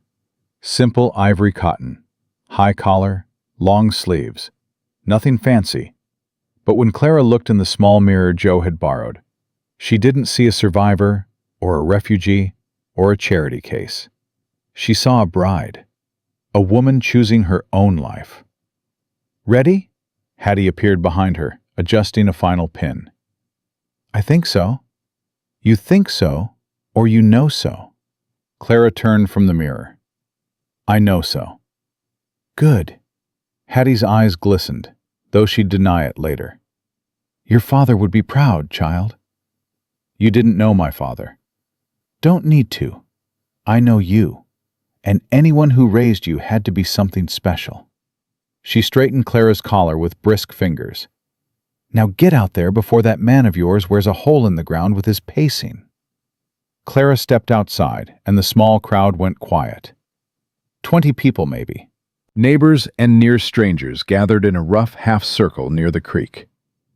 The circuit preacher, a wiry man named Reverend Cook, who looked like he'd been sun-dried and preserved, stood with his Bible open. And Joe. Joe stood there in his best shirt, the one Clara had mended where barbed wire tore it, with his hair slicked back and his boots polished, and his face showing everything he usually kept hidden. Fear. Hope. Love so plain it made Clara's breath catch. She walked toward him, slowly, feeling every eye, hearing every whispered comment. But when she got close enough to see the expression in his gray eyes, everything else dropped away. "You look beautiful," he said. His voice cracked on the last word. "You clean up all right yourself." Reverend Cook cleared his throat. "Shall we begin?" The ceremony was short. Cook spoke about partnership and choosing each other daily. He asked if they came freely. They said they did. Then the vows. Joe took both her hands. His were shaking, but his voice carried clear. I promise to work beside you, stand beside you, and never ask you to be less than you are. I promise this land and everything on it is yours, same as mine. And I promise, his voice roughened, I promise to see you, every day, really see you, because you deserve a man who does. Clara's throat closed. She'd planned words, careful, measured words, but standing here with Joe's hands warm around hers and his eyes stripped bare of every guard, the plan fell apart. I promise to stay, she said, not because I have nowhere else to go, but because there's nowhere else I want to be. I promise to be honest, even when it costs me, to choose you every morning and keep choosing you. And I promise, she squeezed his hands, I promise the woman who crawled to your fence line trusts the man who found her, completely. Cook pronounced them married. Joe kissed her, brief, sweet, with 20 people watching, and the crowd clapped. Someone whistled. Farnsworth did not clap, but he didn't leave either, and Clara counted that as enough. The celebration was small, but real. Tom Hadley had brought a fiddle and played while children chased each other in circles. People ate the food they'd brought, roasted meat, fresh bread, preserves, a cake Mrs. Polk had baked that was lopsided but delicious. They drank and laughed, and for a few hours the frontier felt less like a battlefield and more like a home. Hattie found Clara as the sun disappeared. I'm leaving in the morning. Nephew's coming at first light. Leaving? But I thought, you're a married woman now. Don't need a chaperone. Hattie's smile was knowing. And I suspect you two could use the cabin to yourselves. Hattie, don't get weepy on me. I can't abide weepy. But her voice had softened. You write to me, you hear? And when the hard times come, because they will come, you remember what I said. Keep choosing each other. That's the whole secret. Thank you. Clara pulled her into a hug and felt the older woman stiffen, then relent, her thin arms wrapping tight. For everything, the dress, the chaperoning, for seeing what this was before we could. That's what friends do, child. Hattie pulled back, her eyes suspiciously bright. Now go find your husband. He's been watching you from across the yard for 10 minutes, and if he gets any more lovesick, I'm going to be ill. The guests left gradually. Farnsworth first, his departure stiff and silent. Then the others, one by one, until the yard was empty and the night was quiet. Joe climbed the porch steps and stopped in front of Clara. Mrs. Beckett. Mr. Beckett. That's going to take some getting used to. Everything about this is going to take getting used to. He reached out and tucked a strand of hair behind her ear. His hand lingered against her cheek. You scared? A little. You? Terrified. His smile was self-deprecating. It's been 4 years since I've been anything to anybody. And Hannah and I, we grew up together, knew each other since we were children. This is different. You and me, it's all new. New doesn't mean wrong. No, it doesn't. He opened the cabin door. After you, wife. The cabin without Hattie felt larger, emptier and fuller at the same time. Someone had left wildflowers in a jar on the table.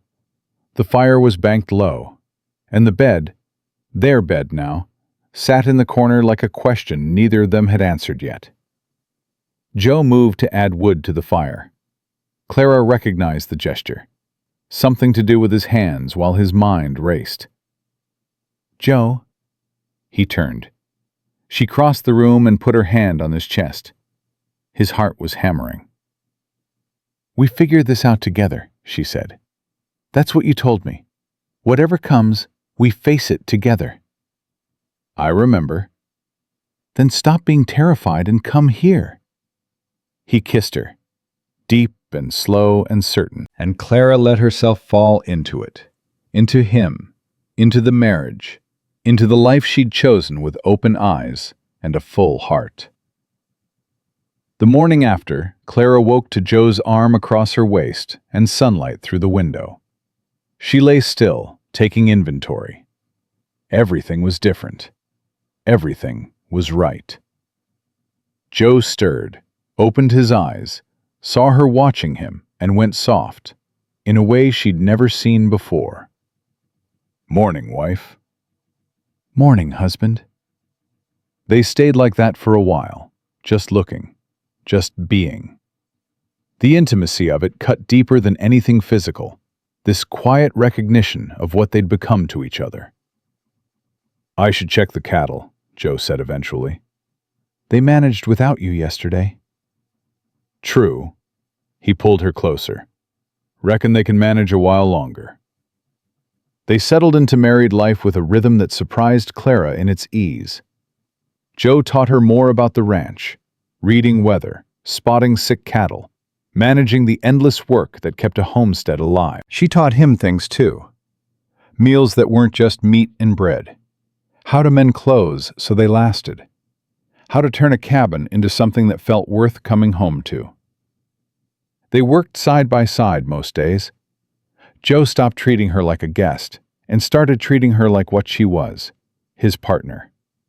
He asked her opinion on decisions, trusted her judgment, let her take the lead when her instincts were better than his. The nights were for each other, for talking by the fire about their pasts and their futures, for learning each other in ways that went deeper than skin, for building the kind of closeness that only comes from choosing someone day after day after day. A month after the wedding, everything changed again. Clara had suspected for 2 weeks. The morning sickness that came on without warning, the exhaustion that hit her in waves, changes in her body that were subtle but undeniable. She'd waited to be sure, afraid that speaking it aloud would make it less real, or too real, or something she couldn't take back. She told Joe one evening by the fire. He was reading. She was mending his shirt. The domesticity of it felt right for this particular revelation. "Joe, I need to tell you something." He looked up immediately. His face shifted to concern. "What's wrong?" "Nothing's wrong." She set down the mending. Her hands were trembling. "I'm going to have a baby. We're going to have a baby." Joe stared at her. The book slid from his fingers to the floor. He didn't pick it up. "You're sure?" "As sure as I can be. 2 months along, I think." He crossed the room in 2 strides and knelt in front of her chair, took her hands. His grip was so tight it almost hurt. "A baby," he said, like he was testing the word. Clara, are you all right? Do you need... Should I ride for a doctor?" "I'm fine. Women have babies every day." "Not my woman. Not my baby." His face was doing something Clara had never seen, cycling through emotions too fast to track. Wonder, terror, joy, more terror. "We need to build a cradle. And the cabin. We need to add a room. And supplies. We'll need... Joe." She cupped his face, made him look at her. "We have time. We'll figure it out." "Together," he said. "Together." He pressed his face against her belly, gentle, like the life inside was already something he could feel. Clara threaded her fingers through his hair and held him there. "I'm going to be a father," he said, muffled against her dress. "You're going to be a wonderful father." "I don't know the first thing about babies." "Neither do I. We'll learn, same as everything else." He pulled back and looked up at her, and his face was wet.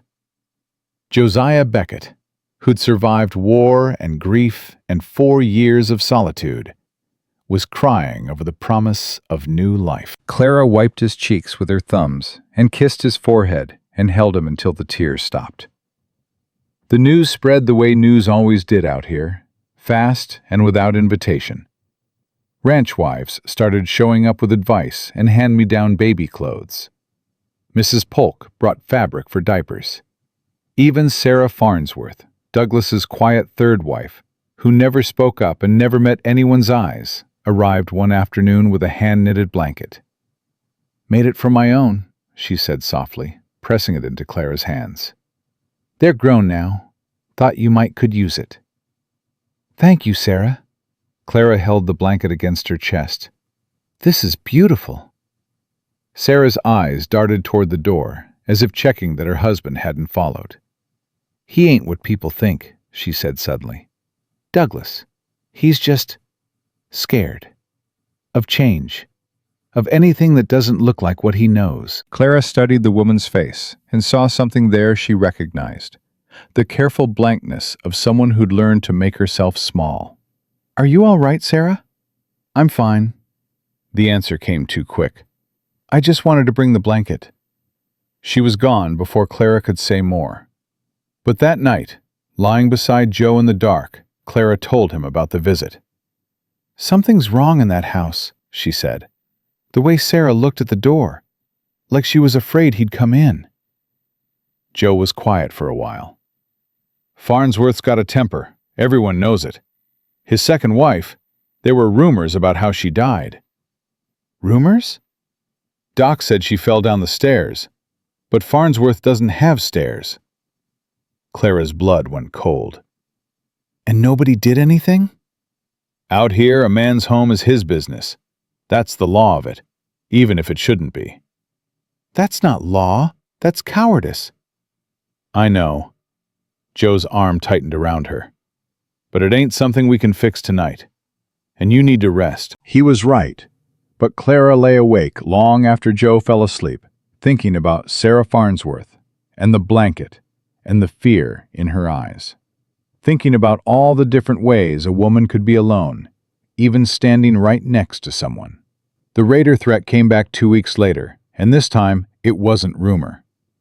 Joe rode in hard one afternoon, his horse lathered and blowing. Clara met him at the door and saw his face, and her stomach dropped to her boots. "What happened?" "Hadley's place. Hit last night. Stole 20 head of cattle and burned his hay barn." Joe pulled off his gloves with sharp, angry movements. "Same brand of trouble that hit the wagon trains. Sheriff thinks they've moved north." The word raiders sent ice through Clara's veins. Her hand went to her belly without thinking. Joe saw the gesture and was beside her immediately. "Hey, look at me. They hit Hadley's place, not ours. We're farther out, harder to reach." "My wagon train was harder to reach too." The words hung between them. Joe's face changed. He understood what she was really saying. That nowhere was safe. That the thing she'd survived once could come back and take everything again. "I won't let that happen," he said. "You can't promise." "I can promise I'll die before I let anyone hurt you or this baby." His voice was fierce. "And I ain't alone anymore. Hadley's already talking to the other ranchers. We're organizing patrols. Armed men riding the boundaries every night." "You want to ride patrol? With a baby coming?" "I want to keep what's mine safe. That includes you." Clara's jaw tightened. The old fear was screaming at her. Run, hide, get away before the fire comes again. But she wasn't that girl anymore. She was Clara Beckett. She had a home and a husband and a child growing inside her, and she would not run. "Then we both ride," she said. "Like hell." "Joe." "You're carrying our child. You are not riding armed patrol in the middle of the night." "I can shoot." "Since when?" "Since you taught me." She met his eyes. 3 weeks ago, on the back ridge. You showed me how to load the Winchester, and I hit 6 of 8 targets, and you said I was a natural. And then you went pale, because you realized what you'd done. Joe closed his eyes. "I remember." "I'm not helpless. I'm not the woman who crawled to your fence. I'm your wife. I'm your partner. And if trouble comes to our land, I will be standing next to you when it does." Clara, if something happened to you, if something happens to you and I'm hiding in this cabin, I will never forgive myself. Or you. They stared at each other, the same stubborn fire in both their faces. Two people who'd learned the hard way that loving someone meant fighting for them, not wrapping them in cotton and hoping the world stayed gentle. You stay near the cabin, Joe said finally. His voice was rough. Winchester loaded. You see anything wrong, you fire 3 shots. That's the signal. I'll come running. And if you don't come? I'll come. I swore I'd fight like hell to come home every time. I meant it. Clara nodded, crossed to him, put her hands on his chest where his heart was beating too fast. Then go. Do what needs doing. But you come back to me, Josiah Beckett, every time. He kissed her hard. Then he grabbed his rifle, his hat, and was gone. Clara stood on the porch with the Winchester across her knees and listened to the sounds of the night. Somewhere in the distance, she could hear hoofbeats. Joe and the other ranchers riding patrol. Armed men circling their land like wolves guarding a territory. Her hand rested on her belly. The baby shifted. A flutter, barely there, but real. Alive. Growing. Your daddy's coming back, she whispered. He promised. And he keeps his promises. The patrols lasted 2 weeks. Every night Joe rode out. Every night Clara waited with the rifle and the lamp in the window. The raiders never came to Flint Creek. They hit one more ranch to the south, stole horses and supplies, but hurt no one, and then vanished, drifting south toward Colorado or wherever men like that went when the territory got too hot. The crisis passed, but something had changed in the community. Neighbors who'd barely spoken before were checking on each other regularly, sharing information, sharing resources, building the kind of trust that turns scattered homesteads into something that might survive. Morrison, Farnsworth, the man Clara still thought of by the wrong name, rode out after the patrols ended. But it wasn't Farnsworth who dismounted at the Beckett cabin. It was Sarah. She had a bruise on her cheekbone that she'd tried to cover with powder. Her hands were shaking. Clara. Her voice was barely audible. I didn't know where else to go. Clara reached for her and pulled her inside without a word. Sat her at the table, put coffee in her hands, and waited. He found out about the blanket, Sarah said. About me coming here. Said I was conspiring against him. Said I was making him look foolish in front of the neighbors. She touched her cheek. This was for talking back. Clara's vision went red. Slow, steady, dangerous red. You're staying here, she said. I can't. He'll come looking. Let him come. Clara, you don't understand. Douglas owns everything. The house, the land, the horses. I've got nothing. Nowhere to go. If I leave, You're welcome here, for as long as you need. Clara knelt in front of Sarah and took her hands. I know what it feels like to have nowhere to go. I know what it feels like to think you're out of choices. But you're not. You've got a choice right now, and it's this cabin and these people and a life where nobody hits you for speaking your mind. Sarah stared at her with eyes that held 4 years of silence and surrender.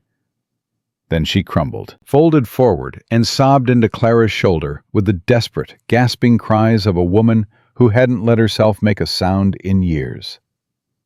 Joe came in from the barn, saw Sarah, saw the bruise, and his face went to stone.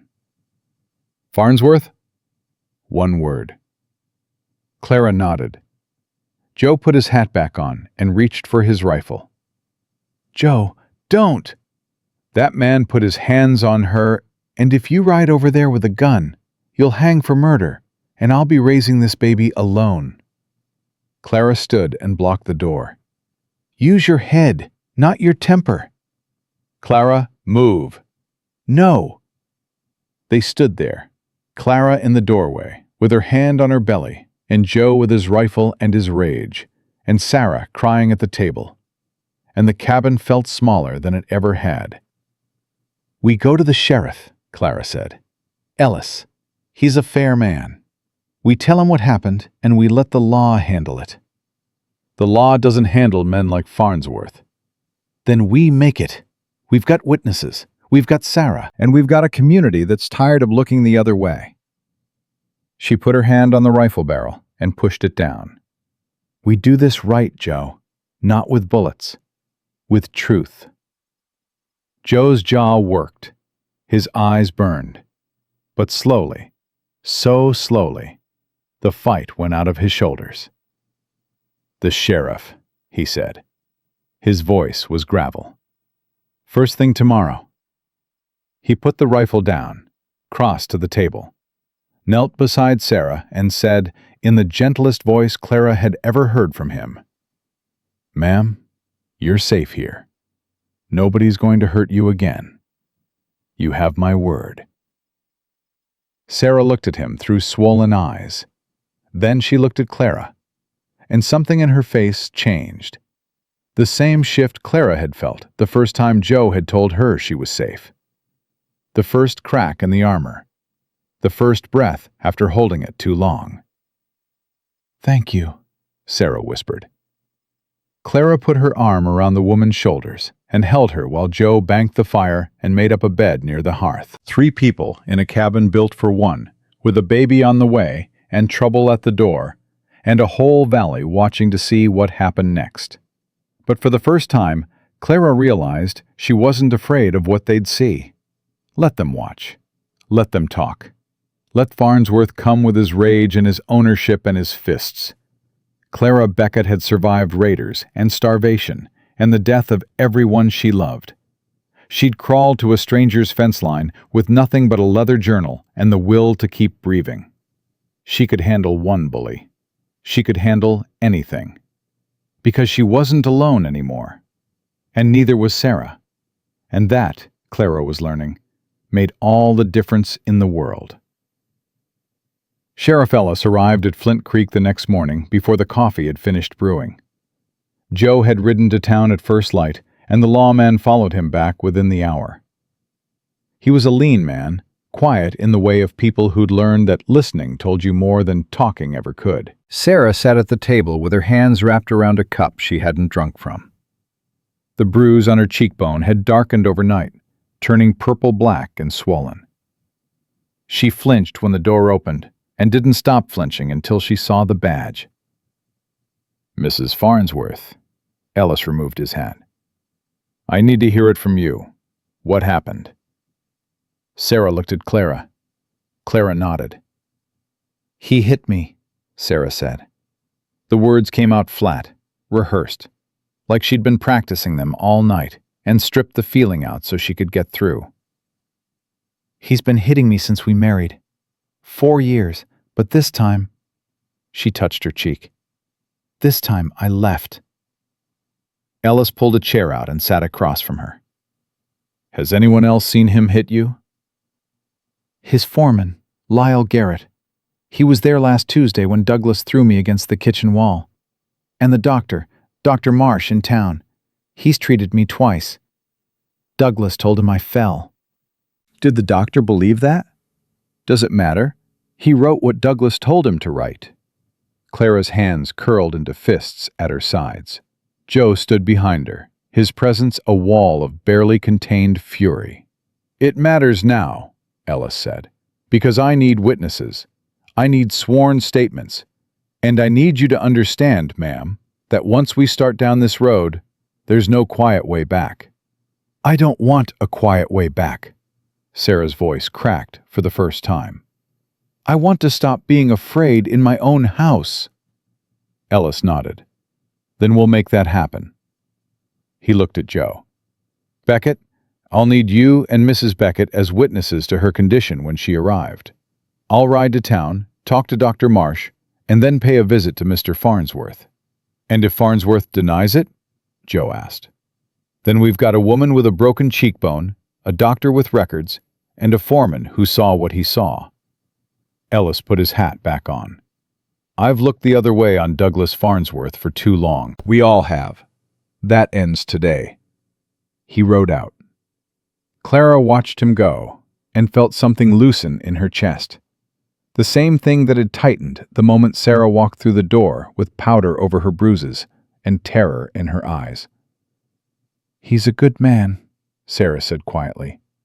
"The sheriff?" He is, Clara agreed. And so is Joe. And so is Tom Hadley and Mr. Polk and every other man in this valley who's going to hear what Douglas did and decide they're done pretending not to see. "You sound so certain." I am certain. "How? How can you be certain about anything out here?" Clara sat down beside her and took her hand. Because 6 months ago, I crawled to a stranger's fence line with a knife wound and no water, and no reason to believe anything good was left in the world. And that stranger pulled me off the ground and gave me a home. People surprised me, Sarah. They'll surprise you too. Sarah's fingers tightened around Clara's. She didn't speak, but she didn't let go either, and that was enough. Farnsworth came 3 days later, not to apologize, not to negotiate. He came with Lyle Garrett and 2 other ranch hands, and he came angry. Clara heard the horses first. She was hanging laundry, her belly rounding now, impossible to hide, when the pounding of hooves brought her head up fast. 4 riders coming hard from the west. "Joe!" she called toward the barn. "Joe, riders coming!" He was beside her in seconds, rifle in his hands, eyes narrowed against the sun. "Get Sarah inside. Lock the door." "I'm not—" "Clara, please, for once, don't argue." She saw his face and understood. This wasn't about protecting her because he thought she was weak. This was a man with a pregnant wife and a battered woman in his home, and 4 hostile riders bearing down on his land. She grabbed Sarah's arm and pulled her inside. Through the window, Clara watched Joe step off the porch and plant himself in the yard. Alone.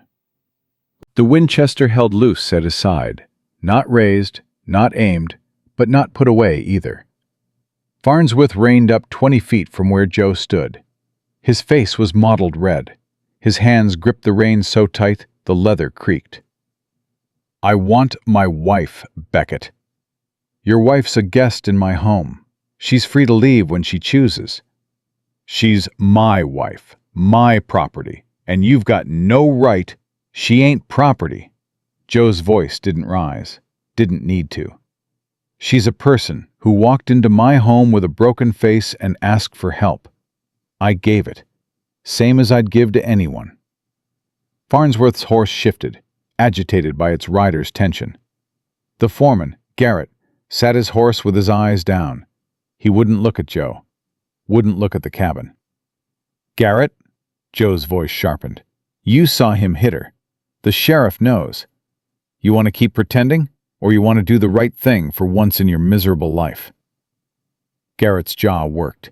His hands tightened on the reins. The other 2 ranch hands exchanged glances, uncertain, shifting in their saddles. "Don't you dare," Farnsworth snarled at his foreman. "Don't you say a word."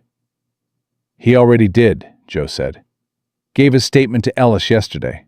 So did Dr. Marsh. So did 3 other people who saw bruises on your wife and chose to believe your lies about stairs you don't have." Farnsworth went white, then red. His hand moved toward his hip, and Clara's heart stopped. "Don't." Joe raised the Winchester. "Not all the way. Just enough. You pull that gun and I drop you out of that saddle. And every man here will swear you drew first. Because you did." Nobody breathed. The moments stretched. 5 seconds. 10. Until Farnsworth's hand moved away from his hip. Slowly. Like a man pulling back from a cliff edge. "This ain't over, Beckett." "Yeah, it is. Ellis has your arrest warrant. You can ride to town and turn yourself in, or you can wait for him to come collect you. Either way, you're done hurting women." Farnsworth stared at Joe with eyes full of a hatred so pure it was almost simple. Then he wheeled his horse and rode hard toward the west, his men trailing behind him. Garrett was the last to go. He paused, looked at the cabin window where Clara and Sarah stood watching, and tipped his hat. A small gesture, an apology delivered in the only language he had. Joe didn't lower the rifle until the dust settled. Then his shoulders dropped, and he turned toward the cabin. Clara had the door open before he reached it. "Don't you ever do that alone again," she said, grabbing the front of his shirt. "Don't you ever stand in front of 4 armed men without—" "Had to." "You had to get yourself killed?" "Had to show them what kind of man protects this land." His hand covered hers on his chest. "And what kind of woman is worth protecting?" I know you don't need protecting. That ain't what I said." He kissed her forehead. "I said, you're worth it. There's a difference." Behind them, Sarah stood in the kitchen doorway, tears tracking silently down her face. "He's really not coming back?" "Not without handcuffs," Joe said.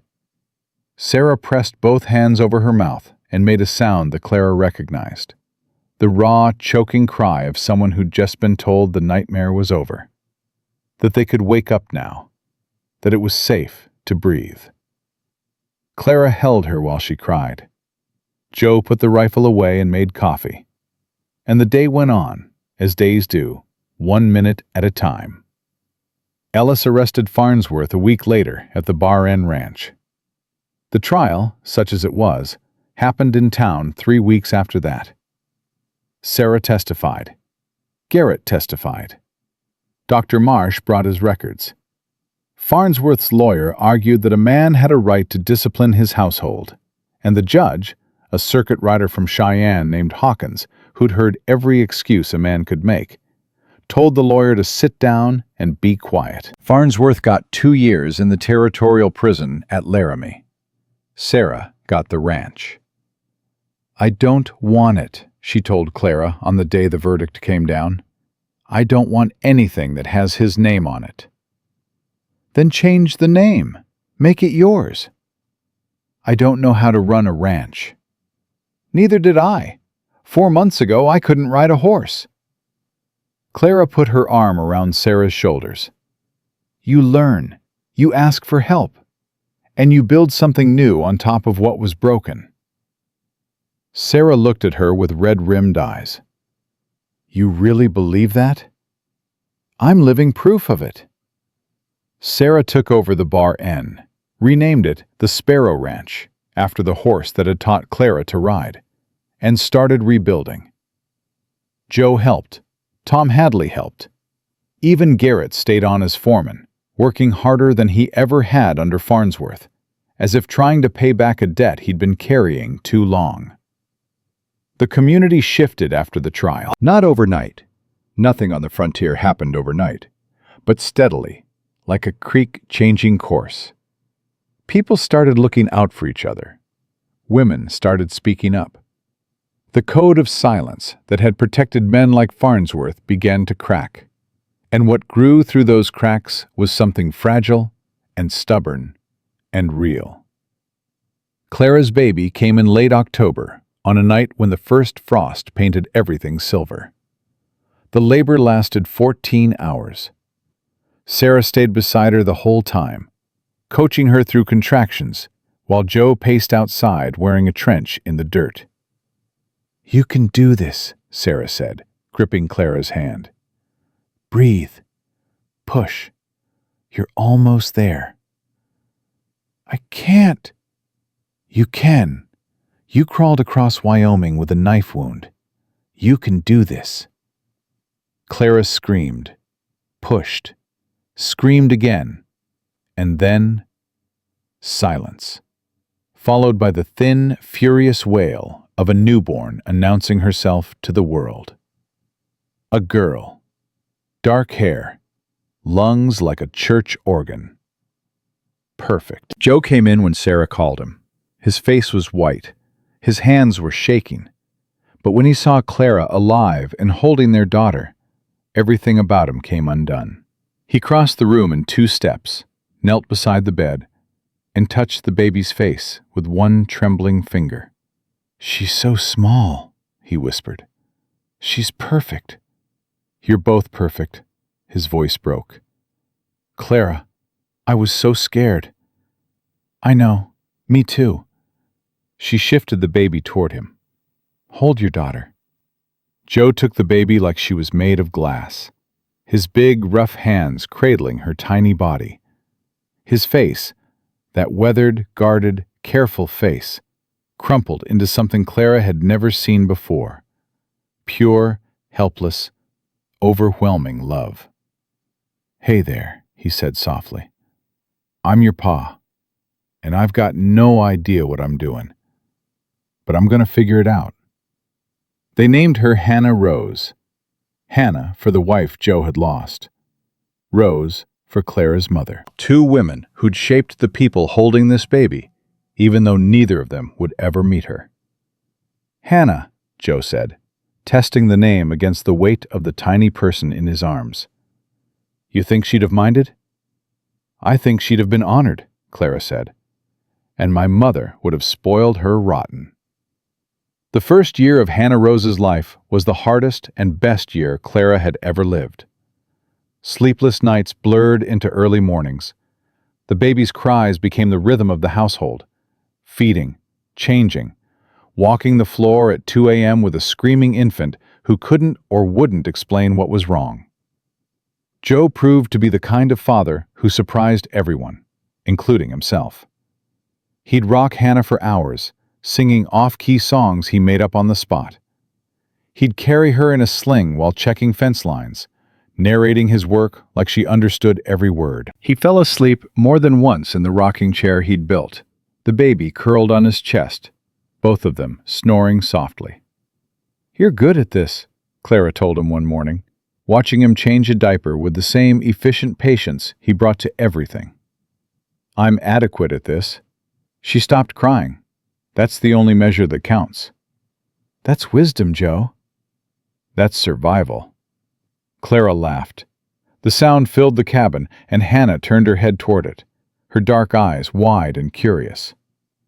Clara picked her up and held her close, breathing in that sweet, impossible smell of new life. "Your grandpa would have loved you," she whispered into Hannah's dark hair. "He would have read to you from his journal every night, taught you the names of every flower on the prairie." The journal. Clara hadn't opened it in months. Too busy, too tired, too full of the present to reach for the past. But that night, after Joe and Hannah were both asleep, she pulled it from the shelf where it lived now, beside the family Bible and the silver ring Joe had had the blacksmith make. She opened it to her father's last entry. The ink was faded, the pages soft from handling, but the words were as clear as the day he'd written them. "Home isn't a place you find. It's what you build with your own hands, alongside people who see your worth." Clara closed the journal and looked around the cabin. Joe's boots by the door, Hannah's cradle in the corner of the room he'd built, Sarah's blanket folded over the rocking chair, wildflowers in a jar on the table, because Hattie had written to say a home needed living things in it, and Clara had taken the advice to heart. "I found it, Pa," she said quietly. "Not Oregon. Something better. Something real."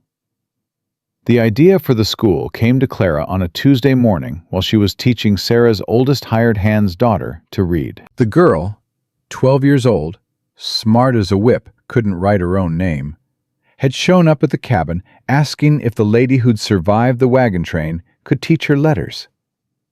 Clara had said yes without thinking, and 2 hours later she realized she'd been doing something she was meant to do. "I want to build a school," she told Joe that night. He looked up from the bridle he was mending. "Where?" "On our land, that flat stretch near the creek. Close enough for families to reach, far enough from the cabin to be separate.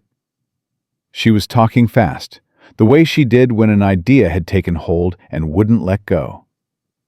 There are enough children within riding distance. Sarah's hired hands have kids. Tom Hadley's 3. The Polk boy. I know there are more. You want to teach them. I want to give them what my father gave me, what he believed every child deserved. She sat down across from him. Pa was a blacksmith, but he was a teacher at heart. He taught me and Thomas to read, to write, to think beyond what was right in front of us. That's the most valuable thing he ever gave me, and it didn't cost a penny. Joe studied her face. You've been thinking about this for a while. Since the day that girl showed up asking for help. She's 12, Joe. She can shoe a horse and drive a wagon, but she can't read a label on a medicine bottle. What happens to her if she gets sick and can't understand what the doctor prescribes? What happens to any of these children if they never learn to see past the edge of their own ranch? All right, Clara blinked. All right? Just like that? You've already figured out the where and the why and the how. You're not asking my permission, Clara. You're telling me what you're going to do. His mouth curved. I married a teacher. Should have known you'd get around to teaching eventually. Building the schoolhouse became a community project that drew people Clara hadn't even met. When word spread, ranchers from across the valley rode in with lumber and nails and labor. Tom Hadley spent a week framing walls. Sarah donated desks from Farnsworth's old study. There was a justice in that which pleased everyone. Mr. Polk brought a wood stove. Even Garrett, quiet as always, showed up with a load of planks he'd milled himself and said nothing beyond, "Where do you want these, ma'am?" The school opened on the first Monday in September, 1 year after Clara had arrived at Flint Creek. 14 children showed up that first morning. Shy, uncertain, staring at Clara like she was something from a story. The woman who'd survived raiders and married the quiet rancher and somehow ended up in front of a chalkboard. "My name is Mrs. Beckett," Clara said, "and I'm going to teach you to read." The youngest, a 6-year-old named Billy Hadley, raised his hand. "My pa says you crawled across Wyoming." "Your pa's got a big mouth," Clara smiled. "But yes, I did." "And you know what got me through?" 14 heads shook. "Stubbornness. Same thing that's going to get you through learning your letters. Now, who knows the alphabet?" 2 hands went up. Clara picked up the chalk and started writing. And something her father had planted in her years ago, in a kitchen in Springfield, over a battered primer, with a voice full of patience and belief, finally took root and bloomed. Word traveled. Over the next 2 years, families trickled into the valley. Not many. The land was still harsh and the winters still brutal. But enough.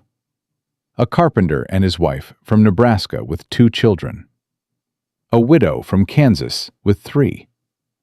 A young couple who'd read about a school teacher in Wyoming and traveled 800 miles to give their daughter a chance.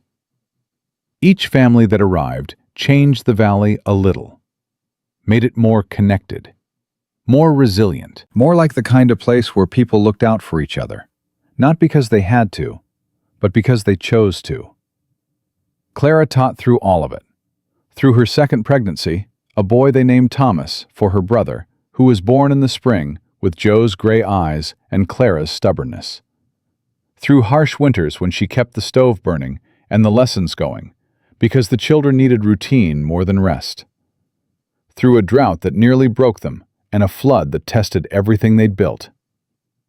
Joe worked beside her every day, building, mending, expanding the ranch and the school and the life they'd made together. He never became a man of many words, but the words he used carried more weight than most people's speeches. On the 2nd anniversary of the school's opening, Clara stood in the doorway watching her students work. 26 children now. Some would stay on their ranches forever. Others, She could see it in their eyes already. Would use what they learned here to go further. Dream bigger. Become something the frontier said they couldn't. Proud of you. Joe came up behind her. His hand settled on her waist, easy and familiar. I'm just teaching children their letters. You're teaching them to believe they can be more than what they were born into.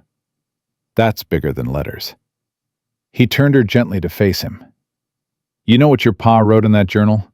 About home being what you build? Clara nodded. She didn't need to read the words anymore. She'd memorized them long ago. He was right, Joe said. But he was also wrong about one thing. He said you were too restless to be satisfied. That you'd always be looking over the next hill. He touched her face. You're not looking anymore, Clara. No. She leaned into his hand. I'm not.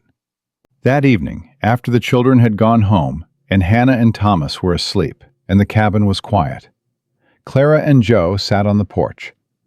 The land stretched away from them in every direction. Grass and sky, and the distant mountains that had seemed so far away the day she'd crawled toward a fence line to die. Do you ever regret it? Joe asked. How things turned out? You were supposed to go to Montana. Have a different life entirely. Clara thought about the girl she'd been, full of her father's dreams, heading toward land she'd never seen, following a plan someone else had made. That girl had died on the plains, but someone stronger had risen from the same dirt. Montana was my father's dream, she said. This is mine. And what's yours? This porch, that school, those children asleep inside. You.